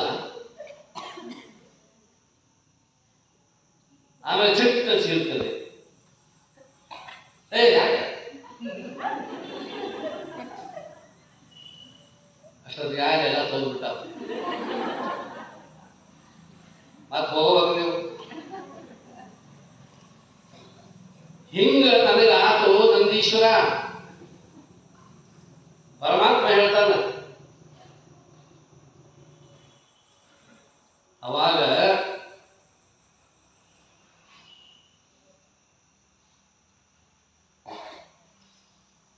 ಅವರೆಲ್ಲವ ಕಂಡು ನಾನೇ ಬೆಳರಿ ಗಡಗದ ಗದ ನಡುವೆ ಎನ್ನನು ಅವಚಿರಳು ದ್ವಯ ಕರದಿ ನಡುಗದಲ್ಲಿ ಎನ್ನುತ್ತಲೇ ಜೋಡಿ. ನಡುಗ್ತಿದ್ಯಾ, ಭಯ ಬಂತು, ಚಿಕ್ಕನ ಚೀರಿದ್ಯಾ. ಅವಾಗ ನಾ ಎಲ್ಲಿದೆ ಖಬರಿದ್ದಿಲ್ಲ. ಯಾಕ್ರಿ ಹಿಂಗ್ಯಾಕೆ ಮಾಡ್ತೀವಿ ಅನ್ಸಬಾರ್ದು. ನಾನ ಅಖಿಲಂತ ತೆಕ್ಬಾರ್ದು, ನಾನು ಇವ ಅಲ್ಲ ಅನ್ಸಬಾರ್ದು ಅಂತ ತಿಳ್ಕೊಂಡು ಆಕೆ ಧೈರ್ಯ ಹೇಳಿದ್ರು. ಎದನ್ನು ನೋಡಿ 10 ಮುಖ, 100 ಮುಖ, 1000 ಮುಖದ ಎಷ್ಟು ಸಮಯದಾಗ ಒಂದು ಚುಟಿಕೆ ಒಳಗೆ. ಅವಾಗ ಅಡಗಿತ ಮಾಯಾ ಸ್ವರೂಪವು ನುಡಿದಾಳೆ. ಆತಕ್ಕೆ ಅಂಜಿನೇ ನಾ ನುಡಿದ ಘೋರ ವಿಚಿತ್ರ ಕಾಣಲಿ ಕೆದಲು ಶ್ರೀದೇವಿ. ನುಡಿದಳೆ ಮಗಳು ಉತ್ತಲ ಬಜಗಳೊಡೆ ನಿನ್ನ ಮಾಯೆಯು ನೀ ದೃಢವ ಬಿಡುವರೆ ಎಂದು ಸಂತೈಸಿದಳು ಎಂದೆಂದ. ನಿನ್ನ ಮಾಯ ಇದೆಲ್ಲ ತೋರಿದ್ರೆ ನನ್ನ ಮಾಯ ಆಗಿದ್ದಲ್ಲಪ್ಪ. ನಂದು ಸ್ವಲ್ಪ ಮಾಯ ನೋಡೋದು ತಗೊಂಡು ನಾನು ತೋರಿಸಿದ್ದೇನೆ. ಮತ್ತಿನೇನು ಅಲ್ಲ, ಹೆಂಗೈತೆ ನನ್ನ ಮಾಯ ಅಂತಂದಾಗ ನಿನ್ನದೇ ಮಾಯೆ. ಜಗವ ಸುತ್ತಿರ್ಬೋದು ನಿನ್ನ ಮಾಯೆ, ನಿನ್ನ ಸುತ್ತಿರ್ಬೋದು ಎನ್ನವನ ನೋಡ. ಜಗಕ್ಕೆ ಬಲ್ಲಿದ ನೀನು, ನನಗೆ ಬಲ್ಲಿದ ನಾನು ಅಂತ ತಿಳ್ಕೊಂಡು ಬಸವಣ್ಣವರು ಹೇಳಿದ ಹಾಗೆ ಇದು ಯಾರ್ದು ಮಾಯಾ ಅಂತಂತಂದ್ರೆ, ನಾನು ನಿಮ್ಮ ಕೈ ಮಾಡಾಕತ್ತೇನೆ, ಈಗ ನೆರಳು ಐತಿ, ನೀವು ಅಲ್ಲಿ ಕುಂತು ನಿಮ್ಮ ನೆರಳು ನಿಮ್ಗೆ ಅದಾವ, ಆ ನೆರಳು ಬೇರೆ ಮಾಡಿ ನೀವು ಬೇರೆ, ಹಾಗೆ ಸಾಧ್ಯ? ನಾನಿದ್ದರ ನೆರಳು. ಹಾಗೆ ಈ ಛಾಯೆ ಅಂತಕ್ಕಂಥದ್ದು ನಿನ್ನ ಮೂಲ ಸ್ವರೂಪ ಅಂತ, ಪರಮಾತ್ಮ ನಿನ್ನದೇ ಇದೆ, ಎಲ್ಲವೂ ಕೂಡ ನಿನ್ನ ವಿಶ್ವ ಅಂತಕ್ಕಂಥದ್ದು. ಅವಾಗ ಒಂದು ದಿವಸ ಏನಾಯಿತು ಅಂತಂದ್ರೆ, ಮತ್ತೊಂದು ದಿವಸ ರಘುನಾಥ ಸಭೆಯೊಳಗೆ ಅಂದು ಕುಳಿತರೆ. ರಘುನಾಥ ಅಂದ್ರೆ ರಾಮಚಂದ್ರ ದೇವರು ಕೂತಿದ್ರು ಸಭೆಯೊಳಗೆ. ಅವಾಗ ವಸಿಷ್ಠ ಮಹಾಮುನಿಗಳ, ಆಮೇಲೆ ಆಗಿ ಪಾರ್ವತಿ ಪ್ರಪಂಚಕ್ಕೆ ಆಗ್ತಾರಲ್ಲ, ಮಾಯ ಆಕೈತೆ, ಹೋಗ್ಬಿಡ್ತು, ಯಾಕೆ ಅನಿಸ್ತೀರಿ ಇದು ಅಂತ ತಿಳ್ಕೊಂಡು ಅಂತ ಹೇಳಿ ಬೇರೆ ಹೇಳಿದ್ರು. ಅದೇ ಪ್ರಕಾರ ಶ್ರೀರಾಮಚಂದ್ರ ದೇವರು ಒಡ್ಡೋಲದಲ್ಲಿ ಕೂತಾಗ ವಸಿಷ್ಠ ಮಹಾಮುನಿಗಳು ಅವರ ಗುರುಗಳು, ರಾಮಚಂದ್ರರ ಗುರುಗಳು, ರಾಮದೇವರ ಗುರುಗಳು, ಅವರನ್ನ ಗುರುಗಳನ್ನ ಕೇಳ್ತಾನ ಶ್ರೀರಾಮಚಂದ್ರ, ಗುರುಗಳೇ, ವಸಿಷ್ಠಂಗೆ ಎರಗುತ್ತದೆ. ಗುರುಗಳಿಗೆ ನಮಸ್ಕಾರ ಮಾಡಿ ಒಂದು ಮಾತಂತ, ಮಾಯೆ ಎಂತಿಹುದು, ಮಾಯೆ ಹೆಂಗೈತಿ ಅಂತ ಕೇಳ್ತಾನೆ. ಮಾಯೆ ಹೆಂಗೈತಿ ಅಂತ ಕೇಳಿದಾಗ ಏನೇ ಹಿಂಗೆ ಹೇಳಲಿಕ್ಕಾಗಿ ಸಂದೇಹಕ್ಕೆ ಬೀಳುತ್ತಾ ವಸಿಷ್ಠನು ಗಡಬಡಿಸ್ಬಿಟ್ಟ. ವಸಿಷ್ಠ ಮಹರ್ಷಿ ಏನು ಹೇಳಬೇಕು, ಮಾಯೆ ಅಂದರೆ ಏನು ಹೇಳೋದು ಅಂದರು. ಇಂದು ಏನು ತರ ಕೊಡಬೇಕು, ಏನು ತರ ಉತ್ತರ ಕೊಡಲಿ, ಬಾಯಿಗೆ ಬಂದ್ಬಿಡ್ತು. ಏನು ಅಂತಂದರೆ ಮಾಯೆ ಮೃಷೆ ಅಂತ. ಮೃಷೆ ಅಂದರೆ ಅಸತ್ಯ, ಮಾಯೆ ಅಂದರೆ ಅಸತ್ಯ, ಸತ್ಯ ಅಲ್ಲ, ಸುಳ್ಳದು. ಈಗ ಹೋಗೋ ಮುಂದೆ ಎಲ್ಲಿ ಹೊಡ್ಕೊಂಡು ಒಬ್ಬ ಮನುಷ್ಯ ಆ ಕಡೆ ಹೋಗಿದ್ದ ಹೊರಗೆ. ಹೋಗು ಹೊತ್ತಾಗ ಸ್ವಲ್ಪ ಟೈಮ್ ಆಯ್ತು, ಹಾಕ ಹಿಂಗೆ ಆಡ್ಬಿಡ್ತೈತಿ ದಾಡೆ. ಹೋಗ್ಯಾನ, ನೀವು ಬರುವಾಗ ಏನಿದ್ದಿಲ್ಲ, ಈಗ ಹೋಗೋ ಮುಂದೆ ಆಡ್ಬಿಡ್ತೈತಿ, ಹಾವಿನ ಆಕಾರ ಬಿದ್ದೈತಿ. ಅದನ್ನು ಆಕಾರ ನೋಡಿ ನೀವೇನಂದ್ರೆ ಹಾವು, ನಿಮಗೆ ಕಂಡದ್ದೇನದು ಹಾವು, ಇದ್ದದ್ದೇನು ಹಾಗೆ. ಹಗ್ಗದಲ್ಲಿ ಹಾವು ಕಂಡದ್ದು ಸತ್ಯವೋ ಅಸತ್ಯವೋ, ಸುಳ್ಳು ಖರೇನೋ? ಸುಳ್ಳ. ಹಾವು ಕಂಡದ್ದು ಭಯ ಆಗಿತ್ತು. 4 ಮಂದಿ ಕದ್ರಿ, ಅವರು ಬಂದ್ರೆ ಕೈಯ ಬಡಿಗೆ ತೊಗೊಂಬಂದ್ರು, ಕಲ್ಲು ತೊಗೊಂಬಂದ್ರು, ಎಲ್ಲ ತೊಗೊಂಬಂದ್ರು. ನೀವು 4 ಮಂದಿ ನಿಂತ್ರಿ, ಮತ್ತೆ ಹಿಂದೆಲ್ಲ ನಿಂತ್ರಿ, ನೀವು ಎಲ್ಲ ನೋಡಿದ್ರಿ. ಅಂತ ಹಾವು ಈ ದಂಡೆಯಿಂದ ಆ ದಂಡೆಗೆ ಇತ್ತಲ್ಲ ಹಾವು, ಕನಿಷ್ಠ ಅಂದರು ಒಂದು 3-4 ಮಾರು ಇದ್ದೀವಿದೆ ಇರ್ಬೇಕಿತ್ತು. ಮತ್ತು ಅದನ್ನು ಅಂದ್ರೆ ಅವಾಗ ಅವರೆಲ್ಲ ಬಂದರು, ಗಂಡಸರೆಲ್ಲ ಬಂದರು. ಅವಾಗ 4 ಮಂದಿ ಗಂಡಸರು ಬಂದರು. ಹಾವೆಲ್ಲ ದೊಡ್ಡ ಹಾವ, ಅದು ನೋಡಿ ಅಂದಿರು, ನಾ ಎಂತ ಹಾವು ಹೊಡೆದಪ್ಪ ಅವ. ಹಾಗಾದ್ರು ಅವ ಗಂಡ್ಮಗನ ನಾ ಹೊಡೆದಿಲ್ಲ ಅಂತ ಮತ್ತೊಬ್ಬ, ನಾ ಎಲ್ಲ ಹೊಡಿತಿದ್ದೀನಿ, ಸಾಧನ ಇಲ್ಲ, ಮತ್ತು ಕಲ್ಲೈತಲ್ಲ ಕೈಯಾಗ. ಅಡಿಗೆ ಯಾರು ಬಂದರು, 4 ಮಂದಿ ಬಂದರು, ಕಲ್ಲು ಹೋಗಿದ್ರು, ಬಡಿಗೆ ಬಡಿದ್ರು, ಎಲ್ಲ ಆಯ್ತು. ಏನೋ ಅಂತ ತಗೊಂಡು ಆ ಕಡೆ ನಾವು ಬರ್ತಿದ್ದ, ಕೈಯಾಗ ಹಾಕಿ ಇತ್ತು ನೋಡ್ತದ. ಇಷ್ಟದ ಹೊಡೆದಿದ್ದ ಹಾವ ಅಂತ. ಏನದು ಹಾವೊಂದು ತೋರಿದ್ದು ಸುಳ್ಳನ್ನು ಖರೆ. ಆದ್ರೆ ಎದರ ಆಶ್ರಯದೊಳಗೆ ಹಾವು ಕಂಡದ್ದು? ಹಗ್ಗದ ಆಶ್ರಯದೊಳಗೆ ಹಾವು ಕಂಡದ್ದು. ಬಡದದ್ದು ನಾವು ಹಾಕುವ ಹಾವು ಅಲ್ಲ, ಹಾವಂತ ಬಡದೇವಿ. ಇದ್ದದ್ದು ಯಾವುದು? ಹಾವು ಅಂತ ಭಾವನಾ ಆದಾಗ ಅದು ಅಸತ್ಯ, ಮಾಯೆ. ಹಾವಿನಾಗ ಕಂಡದಲ್ಲ, ಇದು ಮಾಯೆ. ಅದು ಖರೆ ಅಲ್ಲ, ಮಾಯೆ ಅಂತ ಖರೆ ಅಲ್ಲ. ಹಂಗೆ ವಸಿಷ್ಠ ಮಹಾಮಹರ್ಷಿ ಏನು ಮಾಡಿಬಿಟ್ರು ಅಂತಂದ್ರೆ, ಮಾಯೆ ಅಂದ್ರೆ ಏನು ಅಲ್ಲಪ್ಪ, ಅದು ಸುಳ್ಳು ಅದು. ಹೌದಾ? ಸುಳ್ಳು ಅಂದ ಕೂಡಲೇ ಅಷ್ಟೊತ್ತಿಗಾಗಲೇ ರಾಮಚಂದ್ರ ದೇವರು ಅಪರಾವತಾರಿ, ದಶಾವತಾರಿ ರಾಮಚಂದ್ರ ದೇವರು ಏನೋ ಒಂದು ಲೋಕವನ್ನು ಸೃಷ್ಟಿ ಮಾಡಿಬಿಟ್ಟ. ವಸಿಷ್ಠ ಮಹಾಶ್ವರ ಅದೇ ಕೂತಾರೆ, ಗುರುಗಳ ಸ್ಥಾನದಲ್ಲಿ ಕೂತಾರೆ, ಎಲ್ಲ ರಾಜ ಮಹಾರಾಜರ ಎಲ್ಲರೂ ಅದಾರ. ಅವಾಗ ವಸಿಷ್ಠ ಮಹರ್ಷಿಗಳ ಮನಸ್ಸು ಅಡವಿಗೆ ಹೋದ. ಬೆಳಗಿನಳು ಮನ ಹೋದುದು ಅಡವಿಗೆ, ತರುಣಿ ಒಬ್ಬಳು ಶಬರಿ ಇದೆ, ಅಲ್ಲೊಬ್ಬಕ್ಕೆ ಕಾಡು ಹೆಣ್ಮಗಳು. ಅವಳು ಜೊತೆಗೆ ಮದುವೆ ಆಗುತ್ತೆ. ಯಾರ್ದು? ವಶಿಷ್ಠದ್ದು, ಗುರುಗಳದು. ಅಲ್ಲಿ ಮದುವೆ ಆಗುತ್ತೆ. ಆ ತರುಣಿಯನ್ನು ಕೂಡಿದನು ಶಿಶುಗಳು ಆದ 7-8 ಮಂದಿ ಆದವು.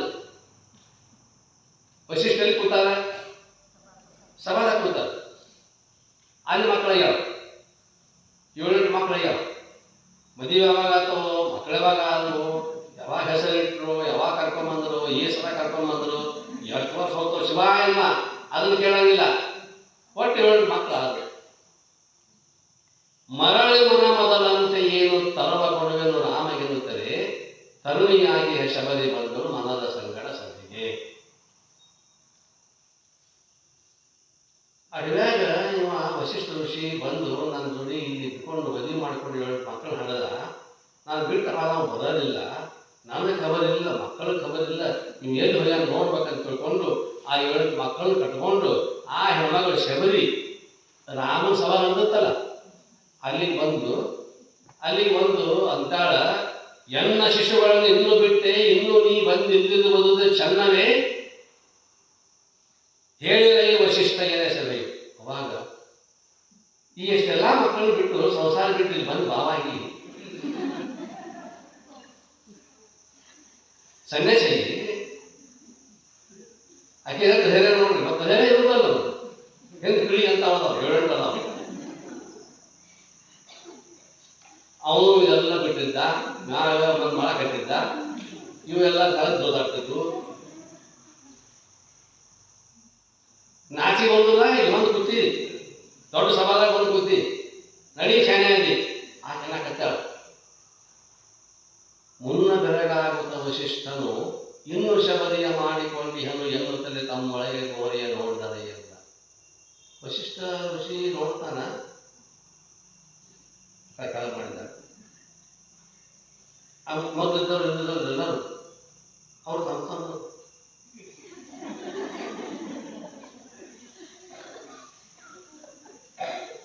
ಏನು ಸುದ್ದಿ ಗೊತ್ತೇ ಇರಲ್ಲ ಅಂದ್ರು. ತಮ್ಮೊಳಗೆ ರಾಮನ ಸರೋಗುತ್ತದೆ ವಶಿಷ್ಠ. ಅವಾಗ ರಾಮನ ಅಂದಿದ್ದಲ್ಲ, ಎಲ್ಲ ಸುಳ್ಳುಪ್ಪ, ಜಗತ್ತಲ್ಲಿ ಮಾಯ ಆಗೈತೆ ಅಂತಂದಿದ್ದಲ್ಲ. ಅವಾಗ ಶ್ರೀರಾಮಚಂದ್ರನ ಸೃಷ್ಟಿ ಮಾಡಿದ್ದ. ಮನಸ್ಸು ಮನೆಗೆ ಅದಕ್ಕೆ ಹೋಗ್ಬೇಕು, ಅಡವಿಗೆ ಹೋಗ್ಬೇಕು, ಅಲ್ಲಿ ಶಬರಿ ಮದುವೆ ಮಾಡ್ಕೋಬೇಕು, 2 ಮಕ್ಕಳಾಗಬೇಕು, ಅವು ಇಲ್ಲಿ ಬರಬೇಕು, ಇದೆಲ್ಲ ಬಿಟ್ಟು ಬಂದಿಯಾ ಅಂತ ತಿಳ್ಕೊಳಕ್ಕೆ ಕಡೆ ಬೇಸೋಗಬೇಕು. ಇಷ್ಟೆಲ್ಲ ಮಾಡಿದವನು ಶ್ರೀರಾಮಚಂದ್ರ ದೇವರು. ಆದರೆ ವಶಿಷ್ಠನೇ ಕೂತಾರ, ಹೋಗಿಲ್ಲ, ಎಲ್ಲೂ ಹೋಗಿಲ್ಲ. ಇಷ್ಟೆಲ್ಲ ಆಗಲ್ಲ. ಅವಾಗ ಅವನಂತಾರ, ರಾಮನ ನಸು ನಗುತ್ತಿದೆ, ರಾಮನಿಗೆ ರಜೆ ಬಂತು, ನಮ್ಗೆ ರೋಡಿಲ್ಲ ಕೂತಾರ, ಈಕೆ ಕರ್ಕೊಂಬಂದಲ್ಲ ಜಂಜಾಟ ಹೊತ್ತು ಅವೇನಿದ್ದು ಎಲ್ಲ ಪಡಿಗೆ ಎಲ್ಲ ತೊಗೊಂಡು ಬಂದಾರಲ್ಲ. ತೊಗೊಂಡು ಬಂದು ನಿಂತಾರ, ಬಲದಾಗ ಗಂಟು ಐತಿ, ಹುಡುಗರು ಒಂದಕ್ಕೊಂದು ಬಾಳೆ ಹಚ್ಚಾವು.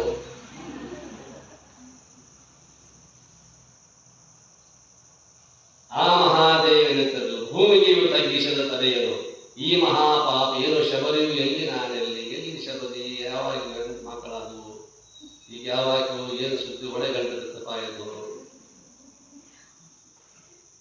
ತೆರಿಗೆ ತಗ್ಗಿಸ್ಬಿಟ್ಟ, ಹಣಿ ಮಾಡ್ಕೊಂಡ ವಶಿಷ್ಠ ಮಹರ್ಷಿ. ಅವಾಗ ಆ ಮಹಾದೇವನು ತಿಳಿದು ಶ್ರೀರಾಮ ನೋಡಲಿಕ್ಕೆ ಕಿರಾತಕ ಭಾವನೆಯು ತಾನಡಗಿದಳಿ ಶಿಶು ಸುತರು ಸಹಿತ ತನ್ನ ಜ್ಞಾನ ದೃಷ್ಟಿಯಿಂದ ರಾಮಚಂದ್ರ ದೇವರಿಗೆ ನೋಡಿದ ಕೂಡಲೇ ಮಾಯ ಆಗಿದೆ, ಹೋಗ್ಬಿಟ್ಟಿದೆ.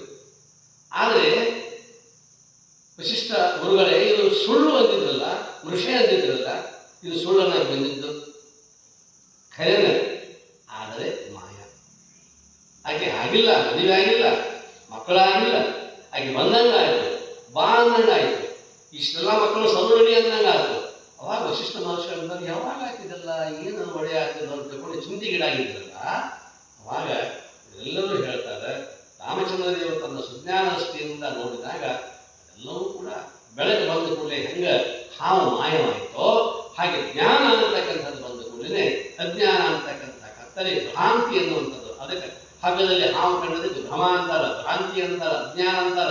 ಅಜ್ಞಾನ ಕಾಲದಲ್ಲಿ ತೋರಿದ್ದು ಪೂರಾ ಕತ್ತಲಿದ್ರೂ ಕಾಣಿಸ್ತಿದ್ದಿಲ್ಲ, ಪೂರಾ ಬೆಳಕಿದ್ರೂ ಕಾಣಿಸ್ತಿದ್ದಿಲ್ಲ, ಹಾವಂತ ಕಾಣಿಸ್ತಿದ್ದಿಲ್ಲ. ನಸುಗತ್ತಲೆ ಅಂತಕ್ಕಂಥ ಅಜ್ಞಾನ ಐತಲ್ಲ, ಆ ನಸುಗತ್ತಲೆ ಅನ್ನುವಂಥ ಅಜ್ಞಾನದೊಳಗೆ ಹಗ್ಗದಲ್ಲಿ ಹಾವು ಕಂಡದ ವಿನಃ ಹಾವಿಗೆ ಆಶ್ರಯ ಯಾವುದು? ಹಗ್ಗ. ಹಾವಿಗೆ ಆಶ್ರಯ ಕೊಟ್ಟದ್ದು ಹಗ್ಗ. ಆಮೇಲೆ ಹಗ್ಗ ಅನ್ನುವಂಥದ್ದು ಯಥಾರ್ಥ ಜ್ಞಾನ ಆದ ನಂತರ ಹಾವು ಹೋಗಿ ಹೋಗಿದ್ದ ನೋಡಿ, ಇಲ್ಲ, ಹಾವು ಹೋಗಿತ್ತು. ಭಾವದಲ್ಲಿ ಹಾವು ಅನ್ನುವಂಥದ್ದು ಮಾಯವಾಗಿದೆ. ಅಂತಹ ಹೋಗಲ ದೃಶ್ಯದಿ ಕಿರಾತಗಳಾಗಿದ್ದ ಸ್ತ್ರೀ ಬಳಿಕ ಆమెಗೆ ಹೀಗೆ ಮಾಯವುದು ಎನ್ನಲಬಾರದು ವಾಸಿಷ್ಠ. ಆಗ ಸ್ತುತಿಸಿದ ದೇವಿಯನ್ನು ಮಹಿಮಾಗಣಮ ವೇದಾಂತ ವಾಕ್ಯದಲ್ಲಿ ಈಗ ಮಾಯೆ ರಕ್ಷಿಸಿದೆ ಪಾರ್ವತಿ ಅಂತ. ಇನ್ನೆಲ್ಲ ಆಯ್ತಪ್ಪ ಅಂತ ಹೇಳಿ ಅವ್ರು ಹೇಳ್ತಾರೆ. ನಂದೀಶ್ವರಿಗೆ ಇಷ್ಟೆಲ್ಲ ಕಥೆ ಹೇಳಿದ ಪರಮಾತ್ಮ ನನ್ನ ಪಾಯದಲ್ಲಿ. ಇನ್ನು ಮೇಲೆ ಇಷ್ಟೆಲ್ಲ ಆದ ನಂತರ ಹರಿಯ ಅವತಾರೆಲ್ಲ ದೇವಿಯ ಪರಮ ಅವತಾರಗಳು ಹರಿಗೆಯೋ ಗಿರಿಜೆಗೆಯೋ ಭೇದವನ್ನು ಮಾಡುವ ನಾಮಪಾತಕನು. ಪರಮಾತ್ಮನಿಗೆ ಮತ್ತು ಪರಮೇಶ್ವರಿಗೆ ಯಾರಾದರೂ ಭೇದ ಮಾಡಿದ್ರೆ ಅಂತ ಪಾತಕನನ್ನ ಉರುಳಿಸಿ ಹಾಕ್ತದೆ. ಘೋರ ನರಕದೆ ಅಳಹು ಇಲ್ಲವ ನಿಂಗೆ ಎಂದವ ರೈವರೈ ಬಳಿಕವನ್ನ ಕಲ್ಪಾಂತರಲ್ಲಿ ಕೇಳಿ. ನಾದ ನಂತರ ಇಷ್ಟು ವಿಷಯ ಇಲ್ಲಿವರೆಗಾಯಿತು. ಇನ್ನು ಮುಂದೆ ಅವಳ ಕೆಲವೊಂದು ಅವಳನ್ನು ಪೂಜೆ ಮಾಡಬೇಕಾಗಿತ್ತು. ಯಾವ್ಯಾವ ರೂಪದಲ್ಲಿ ಪೂಜೆ ಮಾಡ್ಬೇಕಂತಕ್ಕಂಥದ್ದನ್ನ 25-26 ರೂಪಗಳದಾವು. ಧ್ಯಾನ ಮಾಡುವ ಮೂರ್ತಿಯವು, ಧ್ಯಾನ ಮಾಡತಕ್ಕಂಥ ಲಕ್ಷಣವನ್ನು ಹೇಳ್ತಕ್ಕಂಥ ಅನೇಕ ಮೂರ್ತಿಗಳದಾವ. ನಿಮ್ಮ ನಿಮ್ಮ ಗುರುಗಳು ಯಾವ ಮೂರ್ತಿಯನ್ನ ಇಟ್ಟುಕೊಂಡು ಯಾವ ಮಂತ್ರವನ್ನು ಹೇಳುತ್ತಾರೆಯೋ ಆ ಮಂತ್ರದ ಅನುಸಾರವಾಗಿ ಆ ಮೂರ್ತಿಯನ್ನು ಇಟ್ಟುಕೊಂಡು ನೀವು ಪೂಜೆಯನ್ನು ಮಾಡಿ ಉಪಾಸನೆ ಮಾಡಿ ಧ್ಯಾನವನ್ನು ಮಾಡಿ ಅಂತಕ್ಕಂಥ ಮಾತನ್ನ ಇನ್ನು ಮುಂದೆ ಹೇಳ್ತಕ್ಕಂಥದ್ದು. ಇದು 56ನೇ ನುಡಿಯಿಂದ ಪ್ರಾರಂಭ. ಯಾಕೆ ನಿಮ್ಗೆ ವಿಶ್ರಾಂತಿ ಕೊಟ್ಟೆ ಅಂದ್ರೆ ನಡುವೆ ಯಾಕೆ ಅಂದ್ರೆ ಓದಿ ಓದಿ ಓದಿ ನಿಮ್ಗೆ ಗಂಟ್ಲ 92-97 ನುಡಿಯೋದಾವ. ನಿಮಗೆ ತ್ರಾಸ ಆಗಲ್ಲ ಅಂತ ಹೇಳ್ಕೊಂಡು ನಾನಾ ಅವ್ರು ತ್ರಾಸ ಮಾಡಿಕೊಂಡು ನಿಮಗೆ ಇಷ್ಟು ಹೇಳಬೇಕು. ನನಗೇನು ತ್ರಾಸಿಲ್ಲ, ಅವಳು ಎಷ್ಟು ಕೊಂಡಾದರೂ ಕೂಡ ಕಡಿಮೆ ಇದೆ. ಅದರಿಂದ ಇನ್ಮೇಲೆ ಅವಳ ಒಂದೊಂದೇ ಮೂರ್ತಿಯನ್ನು ಹೇಳ್ಕೋತ ಹೋಗ್ತಾರೆ. ಕಾಳಿಯ ಮೂರ್ತಿ ಬಗ್ಗೆ ಬಹಳಷ್ಟು ನುಡಿಗಳಲ್ಲಿ ಹೇಳ್ತಾರೆ. ಕಾಳಿ ಮೂರ್ತಿಂದ ಅಂತಂದಾಗ ಅದು ಎಲ್ಲವೂ ಕೂಡ ಕಾಳಿಯ ಮೂರ್ತಿ. ಜೈ ಮಂಗಲಂ ಜೈ ನಮಃ ಪಾರ್ವತಿ ಪದೇ ಶಿವ ಹರ ಹರ ಮಹಾದೇವ. ಧ್ಯಾನ ಮಾಡುವ ಮೂರ್ತಿಗಳ ಲಕ್ಷಣವನ್ನು ಮುಂದೆ ಹೇಳ್ತಾರೆ. ಧ್ಯಾನ ಮಾಡುವ ಮೂರ್ತಿ ವಿವರವ ನಾನು ವಿವರಿಕೆ ಅಷ್ಟಭುಜದ ಆನನರುಡಮರುಗವು ಶೂಲಾಂಕುಶವು ಶರ ಚಾಪ ಪಾತ್ರೆಯು ಚಕ್ರವಶಿ ಸಹ ಮಾನಸತಿ ಪೂಜಿಸಲು ಬೇಕೈ ಜ್ಞಾನವಂತನೆ ಅನಿ ಖ್ಯಾತ ಪೀತಾಂಬರ ಚತುರ್ಭುಜ ನೂತನ ಸ್ತನಗಳು ಮಸ್ತಕ ಈಕರದನಿಹ ಮೂರ್ತಿ ಬಾಲ ಬೆಗುರಿ ಧ್ಯಾನೆಂದ ಕುಂಕುಮಾಂಗದ ಶಾನ್ಯ ಶರಪಾಶಾಂಕುಶವು ತ್ರಿನೇತ್ರ ಸ್ತನಗರ ಅಂಕೆಯಿಲ್ಲದ ಪುಷ್ಪ ಮುಡಿ ಹೇಮಾಂಬರವು ಪಡಿ ತಿಲಕ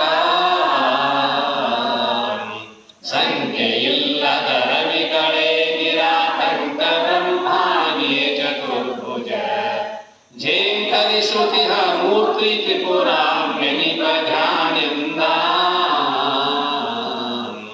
ಶುಭ್ರವರ್ಣವು ದೇಹ ಒಟ್ಟಿಹ ಶುಭ್ರ ವಸ್ತ್ರವು ಬಾವು ನಾನು ಶುಭ್ರ ಪುಷ್ಪ ತ್ರಿನೇತ್ರ ಮೌಕ್ತಿಕ ಹಾರಕರ ಪಾದೆ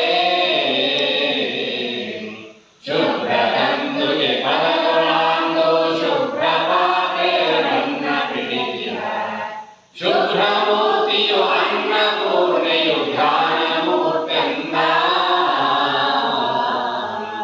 ತೋರ್ಪುವ ಮೂರ್ತಿಯು ದೇವಿ ಮೂರ್ತಿಯು ಅನಂತವಾಗಿರುತ್ತೆ. ಒಂದೇ ಇಷ್ಟೇ ಹೇಳಿದ್ದೇನೆ. ಈಗ ಇನ್ನೂ ಬಹಳಷ್ಟು ಅದಾವ. ವರ್ಣಿಪರ ಅನುಷ್ಠಾನವನ್ನು ವರ್ಣಿಸಲಿಕ್ಕೆ ಯಾಕೆ ಸಾಧ್ಯ? ಚಿಂತಿಸಲು ಶಕ್ತಿಯ ಮೂರ್ತಿ ಅಂತೂ ಈವಳು ಬೇಕೇನು ತಾನು ಅಂತೂ ಸೇವಕಳಾಗಿ ಅಳು ನಿಜ ಭಕ್ತರಿಗೆ ಎಂದ. ಈ ಇಷ್ಟಿಲ್ಲಿವರೆಗೆ ನಾನು ಹೇಳಿದ್ದೇನೆ ಮೂರ್ತಿಯ ಧ್ಯಾನವನ್ನ, ಮೂರ್ತಿಯ ಉಪಾಸನೆಯನ್ನ. ಇದರಲ್ಲಿ ಯಾವುದಾದ್ರೂ ಒಂದನ್ನ ಇಟ್ಟುಕೊಂಡು ನೀವು ಉಪಾಸನೆಯನ್ನು ಮಾಡಿದ್ದಾರೆ, ಆ ಮಂತ್ರವನ್ನು ಅಂದಿದ್ದಾರೆ. ಎಷ್ಟು ಮೂರ್ತಿಗಳು ಅಂತಂತಂದ್ರೆ ಇಲ್ಲಿ ಕಾಳಿ, ಮಹಾಲಕ್ಷ್ಮಿ, ಭಾರತಿ, ಭಗವತಿ, ಜ್ವಾಲಾಮುಖಿ, ಶ್ಯಾಮಲೆ, ನಂದ ಭಗವತಿ, ರಕ್ತದಂತಿಕೆ, ಚಾಮುಂಡಿ, ವಿಶಾಲಾಕ್ಷಿ, ಶಾಕಂಬರಿ, ದುರ್ಗಿ, ಭೀಮೆ, ಬರ್ವರಿ, ತ್ರಿಪುರಿ, ತ್ರಿಪುರಾಂಬೆ, ಅನ್ನಪೂರ್ಣೆ, ಭವಾನಿ, ಮಾರಿ, ಪ್ರೀತಿ ಚಾಮುಂಡಿ, ಭೈರವಿ, ಅಂಬಾ, ಜಗನ್ಮೋಹಿನಿ, ಪದ್ಮಾವತಿ, ಅರ್ಧನಾರೀಶ್ವರಿ, ಜಗನ್ಮಾತೆ. ಇಷ್ಟೊಂದು ರೂಪಗಳು ಆಕೆಗೂ. ಇದರಲ್ಲಿ ಯಾವುದಾದ್ರೂ ಒಂದನ್ನು ನೀವು ಉಪಾಸನೆ ಮಾಡಿಕೊಡ್ರಿ. ಮುಂದೆ ಹೇಳ್ತಾರೆ, ತನ್ನ ಗುರುವಿನ ಸಂಪ್ರದಾಯವ ಭಿಂಗಿಸದೆ ಮೋತಿಯ ಮುರಿಯುತ್ತ ಇನ್ನು ಹೇಳಿದ ಮಂತ್ರವಾವುದು ಮೂರ್ತಿ ವರ್ಣೇನೋ ಚನ್ನಗಿರುತ್ತ ನಲಿತು ನಿತ್ಯದಲ್ಲುನ್ನತೋನ್ನತ ಭಕ್ತಿಯಲ್ಲಿ ಸಂಪನ್ನನಾದವ ಪಡೆವ ಸರ್ವ ಇಷ್ಟಗಳನ್ನೆಲ್ಲ. ನಿಮಗೆ ಏನು ಬೇಕು ಸರ್ವ ಅಭೀಷ್ಟಗಳನ್ನೆಲ್ಲ ಸಂಪನ್ನನಾಗಿರ್ತಕ್ಕಂಥವನಿಗೆ ಈ ರೀತಿಯಾಗಿರ್ತಕ್ಕಂಥ ಉಪಾಸನೆ ಮಾಡಿದ ಆ ಸಂಪನ್ನನಿಗೆ ನೀವು ಏನು ಅಭೀಷ್ಟಗಳಿದ್ದಾವ ಇಷ್ಟಾರ್ಥ ಸಿದ್ಧರಸ್ತು ಅನ್ನುವಂಥ ಆಶೀರ್ವಾದವನ್ನು ಅವಳು ಮಾಡ್ತಾಳೆ ಅಂತ ತಿಳ್ಕೊಂಡು ಹೇಳಿ ಕೊನೆಗೆ ಮೂರು ಚಾರಿ ನಯರು ಶಿವೆಯರು ಘೋರ ಮಧು ಕೈ ಕಮಲ ಹತವದು ತೀರೈಗೆ ತಾನೊಂದು ಮಹಿಷಾಸುರನ ಸಂಹರವೋ ಓರವಾಗಲಿ ಎರಡು ಬಳಿಗಲಿ ಮಾರಿಗಳು ಶುಂಭಾಲಿ ಶುಂಭರು ಸಾರೆ ಮರಣವ ಮೂರು ಚಾರೆ ಕಾಯ್ದು ಇಂತೆಂದ. ಇಲ್ಲ, ಇಷ್ಟು ಒಂದೇ ನುಡಿಯೊಳಗೆ ಮೂರು ಚರಿತ್ರೆಯನ್ನು ಹೇಳಿಬಿಟ್ಟು, ಮೊದಲನೇ ಚರಿತ್ರೆ ಮಧುಕೈಟಭ, ಎರಡನೇ ಅವರ ಸಂಹಾರ, ಎರಡನೇ ಚರಿತ್ರೆ ಮಹಿಷಾಸುರನ ಸಂಹಾರ. ಅವೆರಡೂ ಪೂರ್ತಿ ಆದ ನಂತರದಲ್ಲಿ ಬಳಿಕಲಿ ಮಾರಿಗಳು ಶುಂಭಾದಿ ಶುಂಭರು ಸಾರೆ ಮರಣವ ಮೂರು ಚಾರಿ ತಾಯಿತು ಎಂತೆಂದ. ಇಷ್ಟೇ ಒಂದೇ ನುಡಿಯೊಳಗೆ ಮೂರು ಚರಿತ್ರೆ ಹೇಳಿಬಿಟ್ರು. ಮಧುಕೈಟಭದ ವಧ, ಮಹಿಷಾಸುರನ ಸಂಹಾರ, ಶುಂಭನಿ ಶುಂಭರ ಮರ್ದನ. ಇಷ್ಟೇ ಹೇಳಿದ್ರು. ಆಯಿ ಊರಾಗ ಬಹಳ ದೊಡ್ಡದು ಪ್ರಸಿದ್ಧ ರಾಮಾಯಣ ಮಹಾಭಾರತ ಹೇಳಾಕಿ, ಬಹಳ ಪ್ರಸಿದ್ಧ ರಾಮಾಯಣ ಹೇಳಾಕಿ. ಆಕೆ ರಾಮಾಯಣ ಯಾರು ಹೇಳ್ತಿರ್ಲಿಲ್ಲ, ಅಷ್ಟು ಅದ್ಭುತ ರಾಮಾಯಣ ಹೇಳಾಕಿ. ಬೆಳತನಕ ಒಂದೇ ರಾತ್ರಿ ಅಲ್ಲ, ಎಷ್ಟು ರಾತ್ರಿ ಅಂದ್ರೆ ಎಷ್ಟು ಹೇಳಾಕಿ, ಅಷ್ಟೊತ್ತಿಗೆ ಮನನ ಆಗಿತ್ತು. ಆಯಿ ಹೋಗ್ಬೇಕು, ಆಕೆಗೆ ಮಜ್ಜಿಗೆ ಬೇಕಾಗಿತ್ತು. ಮಜ್ಜಿಗೆ ತರಾಕ ಗೌಡ್ತಿನ ಊರಾಗ ಆಕೆ ಗೌಡ್ ಹೊರ ಬರಂಗಿ ಒಳಗೆ ಕಟ್ಟಿ ಮೇಲೆ ಮಜ್ಜಿಗೆ ಇಟ್ಕೊಂಡು ಬಂದಾಗ ಮಜ್ಜಿ ಹಾಕಿ ಅಥವಾ ಆಳ್ಮೋಸ ಇದಾಕಿ ಸೇವಕ್ಕೆ ಹಾಕ್ತೀವಿ. ಈಗ ಒಂದು ದಿವಸ ಮಗಳ ಮನೆ ಮಜ್ಜಿಗೆ ತಂದಿದ್ದು, ಅದು ಹೆಂಗೆ ಬಂದಿತ್ತು, ಶಿವಾಯನ ಆಗೈತಿ, ಮಜ್ಜಿಗೆ ಇರಲಿಲ್ಲ. ಆ ಗೌಡ್ತಿನಲ್ಲಿ ಬಂದು ಅಲ್ಲಿ ಒಂದು ಗೌಡ್ಶಾನೆ ಮಜ್ಜಿಗೆ ಬೇಕು. ಆಕೆ ಭಾಳ ಖುಷಿ ಆಯ್ತು. ಇಡೀ ರಾಮಾಯಣ ಹೇಳಾಕಿ ನನ್ನ ಮನೆಗೆ ಬಂದಾದ್ಮೇಲೆ ಇವತ್ತು ರಾಮಾಯಣ ಕೇಳೇ ಬಿಡೋಣ, ಒಂದು ಗ್ಲಾಸ್ ಮಜ್ಜಿಗೆ ಬೆಳ್ತಂದ ರಾಮಾಯಣ ಕೇಳಾಕಿ ಜೋಡ್ತಿ ಪ್ಲ್ಯಾನ್ ಹಂಗೈತೆ ನೋಡಿ. ಆಯ್ತು ಬಂದು ಯಮ್ಮ ಮತ್ತು ನನಗೆ ರಾಮಾಯಣ ಹೇಳ್ಬೇಕು, ನನಗೆ ಭಾಳ ಪ್ರಸಿದ್ಧ ಇದೆ ಅಂತ ರಾಮಾಯಣ ಹೇಳ. ಅದು ಮುಗಿಯುವುದಲ್ಲ ರಾಮಾಯಣ.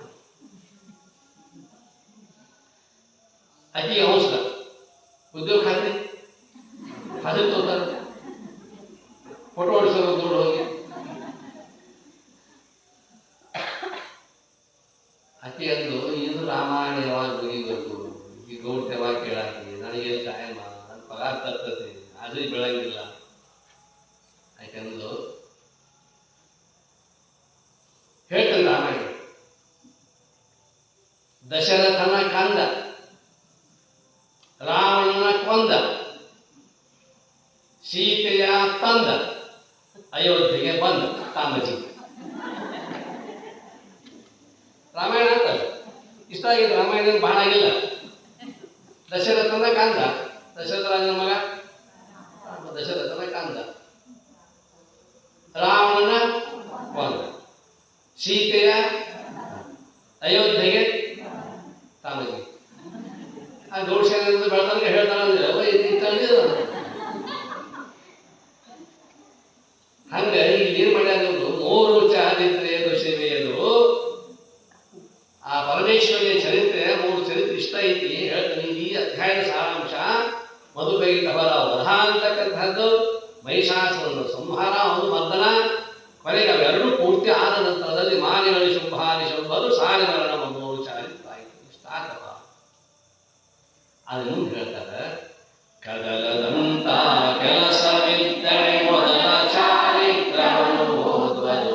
ನಿಮಗೆ ಅಕಸ್ಮಾತ್ ಅವಸರ ಇತ್ತಂದ್ರೆ, ಈ ಸದ್ಯ ಅಲ್ಲ, ಈಗ ಅವಸರ ಅಲ್ಲ, ಯಾವಾಗಲೂ ನಿಮಗೆ ಅವಸರ ಇತ್ತಂದ್ರೆ ಓದೋ ಹೊತ್ತೊಳಗೆ ಅವಸರ ಇತ್ತಂದ್ರೆ ಮೊದಲನೇ ಚರಿತ್ರೆ ಓದಿ ಮೊದಲೈದು. ಒದವಿ ಕೂಡಿ ತಾದಡೆಯು ಎರಡನೆಯದೋದುವುದು. ಇನ್ನೂ ಸ್ವಲ್ಪ ಸಮಯ ಇತ್ತಂದ್ರೆ ಎರಡನೇದು ಓದ್ರಿ. ಸದಗಳಾನಂದದಲ್ಲಿ ಭಕ್ತಿಯ ಚದುರಿಸದೆ ದೃಢ ಭಕ್ತಿಯೊಂದಲಿ ಮುದದಿಂದ ಓದುವ ನವರಿ ಮಹಾಕೃತ ಕೃತ್ಯನಹರೆಂದ. ಈ ಹೊಸ ಪುಸ್ತಕಗಳು ಸ್ವಲ್ಪ ಪ್ರಿಂಟ್ ತೋರಿಸಿ ಬಹಳ ಅದ, ನೋಡ್ಕೋಬೇಕು ನೀವು. ಸದಗಳಾನಂದದಲ್ಲಿ ಬಹಳ ಆನಂದದಿಂದ ನೀವಿದ್ದೀರಿ ಅಂತಂತಂದ್ರೆ ಚದರಿಸದೆ ದೃಢ ಭಕ್ತಿಯಿಂದಲೇ ಅನುದಿನಲಿ ಓದುವನವನೇ ಮಹಾಕೃತ ಕೃತ್ಯ ನಾನಿಂದ. ಪ್ರತಿನಿತ್ಯ ಆದರೆ ನೀವು ಓದ್ತೀರಿ, ಅವರು ಕೃತಕರ್ತರೆ, ಅವರು ಮೋಕ್ಷಕ್ಕೆ ಜನನ ಮರಣವನ್ನು ಗೆದ್ದಿರ್ತಕ್ಕಂಥವರೇ. ಎಂದೆನುತ ಪರಮೇಶ್ವರನು ವರ ಸುಂದರ ದೇವಿಯ ಮಹಾತ್ಮೆಯ ಆನಂದದಿಂದಲೇ ಹೇಳುತ್ತಿರೆ ಮೈ ಮರೆಯುತ್ತ ವೃಷಭ.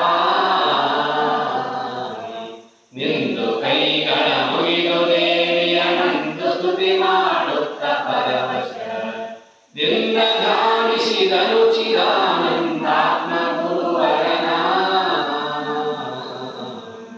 ನೋಡಿ, ಇಷ್ಟು ಪರಮೇಶ್ವರ ಹೇಳಿದ ನಂತರ ಸುಂದರ ದೇವಿಯ ಮಹಾತ್ಮೆಯು ಆನಂದದಿಂದಲೇ ಹೇಳುತ್ತಿದ್ದಾರೆ. ಅವನು ಅಷ್ಟ ಆನಂದ.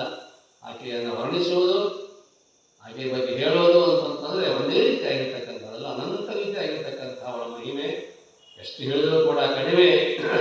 ಅಂತಹ ಮೈ ಮರೆಯುತ್ತಾ ವೃಷಭ ಅವನು ಹೆಂಗೆ ಕೇಳ್ತಾನ, ಮೈ ಮರೆತು ಬಿಟ್ಟ. ಎಲ್ಲಿದ್ದೇನೆ ಅಂತಕ್ಕಂಥದ್ದು ಸಹಿತ ಗೊತ್ತಿಲ್ಲ, ಅಷ್ಟೊಂದು ಮೈ ಮರೆತು ಸಂತೋಷ ಭರಿತನಾಗಿ ಕೇಳಿದ. ಕೇಳಿ ನಿಂದು ಕೈಗಳ ಮುಗಿದು ದೇವಿಯನ್ನು ಅನುಸ್ತುತಿ ಮಾಡುತ್ತಾ ಕೈ ಮುಕ್ಕೊಂಡು ನಿಂತ. ಅವತ್ತೇನೋ ಅನಿಸಿತ್ತು ಅವನಿಗೆ, ಮದ್ದಳೆಯಲ್ಲಿ ಕೆಳಗಿಟ್ಟು ಕೇಳಿದಾಗ ಏನಿರಬೇಕಿತ್ತು, ಈ ಚರಿತ್ರೆ ಏನಿರಬೇಕು ಅಂತ ಕೇಳಿದಾಗ ಇಷ್ಟೆಲ್ಲ ಕೇಳಿದಾಗ ಅವಳ ಬಗ್ಗೆ ಬಹಳಷ್ಟು ಭಕ್ತಿ ಅನ್ನತಕ್ಕಂಥದ್ದು, ಬಹಳ ಭಕ್ತಿ. ಈಗ ನೀವು ಜಯಮಂಗಲಂ ಜೈನ ಅಂದ್ರೆ ನೋಡು, ಅಲ್ಲ ಎಲ್ಲ ಒಂದು ಜೋರ ಪರಮೇಶ್ವರ ಪಾರ್ವತಿ ಮೊದಲು ಯಾರು ಬಂದಂತೆ ಲಕ್ಷ್ಮೀ ರಮಣ ಗೋವಿಂದ ಗೋವಿಂದ. ಮೊದಲ ಲಕ್ಷ್ಮಣವು, ಪಾರ್ವತಿ ಪರಮೇಶ್ವರವು. ಅವನು ಹಂಗೆ ಹೇಳ ಕಾಳಿದಾಸ, ವಾಗರ್ಥಾಯ ಸಂಪೃಕ್ತವು ವಾಗರ್ಥ ಪ್ರತಿಪತ್ತೆ ಜಗತಃ ಪಿತರೋ ಒಂದೇ ಪಾರ್ವತಿ ಪರಮೇಶ್ವರ. ಮೊದಲು ಪಾರ್ವತಿ, ವೇದ ಹೇಳಿತು ಮಾತೃದೇವೋ ಭವ, ಆಮೇಲೆ ಪಿತೃದೇವೋ. ಮಾತೃವಿಗೆ ಅಷ್ಟೊಂದು ಸ್ಥಾನ ಅಂತಕ್ಕಂಥದ್ದು, ತಾಯಿಗೆ ದೊಡ್ಡ ಸ್ಥಾನ ಅಂತಕ್ಕಂಥದ್ದು ಇರತಕ್ಕಂಥದ್ದು. ಆದ್ದರಿಂದ ಇಷ್ಟೊಂದು ಆದಂಥದಲ್ಲಿ ಕೈ ಮುಗಿದು ಕೇಳಿಕೊಳ್ತಾನೆ.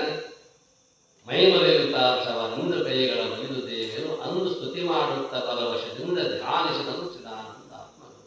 ಈ ನುಡಿ ಓದಿದನು. ಎಂದೆನುತ ಪರಮೇಶ್ವರನು ವರ ಸುಂದರದ ದೇವಿಯ ಮಹಾತ್ಮೆಯ ಆನಂದದಿಂದಲೇ ಹೇಳುತ್ತಿರುವೆ ಮೈ ಮರೆಯುತ್ತ ವೃಷಭ. ನಿಂದು ಕೈಗಳ ಮುಗಿದು ದೇವಿಯ ಮಂದು ಸ್ತುತಿ ಮಾಡುತ್ತ ಪರವಶದಿಂದ ಧ್ಯಾನಿಸಿದನು ಚಿದಾನಂದಾತ್ಮ ಗುರುವರನ. ಇತಿ ಶ್ರೀಮತ್ಪರಮಹಂಸ ಪರಿವ್ರಾಜಕಾಚಾರ್ಯ ಶ್ರೀ ಚಿದಾನಂದ ಗುರುವರ ಚರಣ ಪದ್ಮದ್ವೇವ ಶ್ರೀ ಚಿದಾನಂದಾವಧೂತ ವಿರಚಿತ ಪಾರ್ವತಿ ಮಹಾತ್ಮೆಯೋಳ್ ಮಹಿಮಾನಾಮ ಸಪ್ತದಶೋಧ್ಯಾಯಃ ಸಂಪೂರ್ಣಂ. ಅಂತೋ ಅಧ್ಯಾಯ 17 ಪದ 732 ಮಂಗಳಸ್ತು. ಜಯ ಮಂಗಲಂ ಜಯ ನಮಃ ಪಾರ್ವತಿ ಪದೇ ಶಿವ ಹರ ಹರ ಹರ ಮಹಾದೇವ. ಇಷ್ಟು ಈ ಅಧ್ಯಾಯದಲ್ಲಿ ಅರ್ಥಾತ್ ಇನ್ನೊಂದಿಷ್ಟು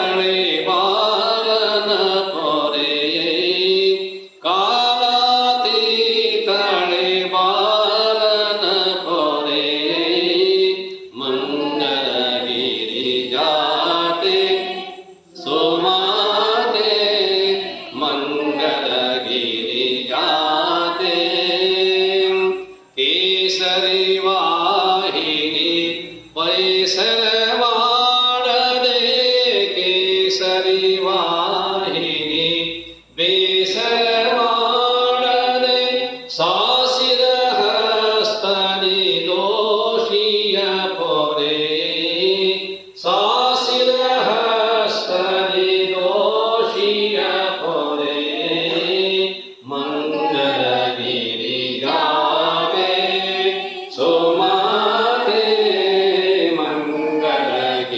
ಮಂಗಳಗಿರಿಗಾವೆ ತ್ರಿಶೂಲಧಾರಿಣಿ ಪಾಪಹರಿದು ತ್ರಿಶೂಲಧಾರಿಣಿ ಪಾಪಹರಿದು ಶ್ರೀ ಶಿವಾನಂದನ ದಾಸನ ಬಳಿಯೇ ಶ್ರೀ ಶಿವಾನಂದನ ದಾಸನ ಬಳಿಯೇ ಮಂಗಳಗಿರಿಗಾವೆ ಸೋಮಾದೆ ಮಂಗಳಗಿರಿಗಾವೆ ಪಾಲಿಸುವನವ ಪರಮ ಪಾರ್ವತಿ ಪಾಲಿಸುವನವ ಪರಮ ಪಾರ್ವತಿ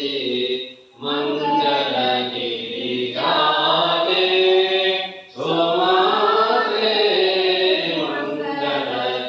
ಮಂಗಳಗಿರಿಗಾವೆ ಓಂ ಚೈತನ್ಯಂ ಶಾಶ್ವತಂ ಶಾಂತಂ ನಿರಂಜನಂ ನಾದಬಿಂದುಕಲಾತೀತಂ ತಸ್ಮೈ ಶ್ರೀ ಗುರವೇ ನಮಃ ಜಯ ಮಂಗಲಂ ಜಯ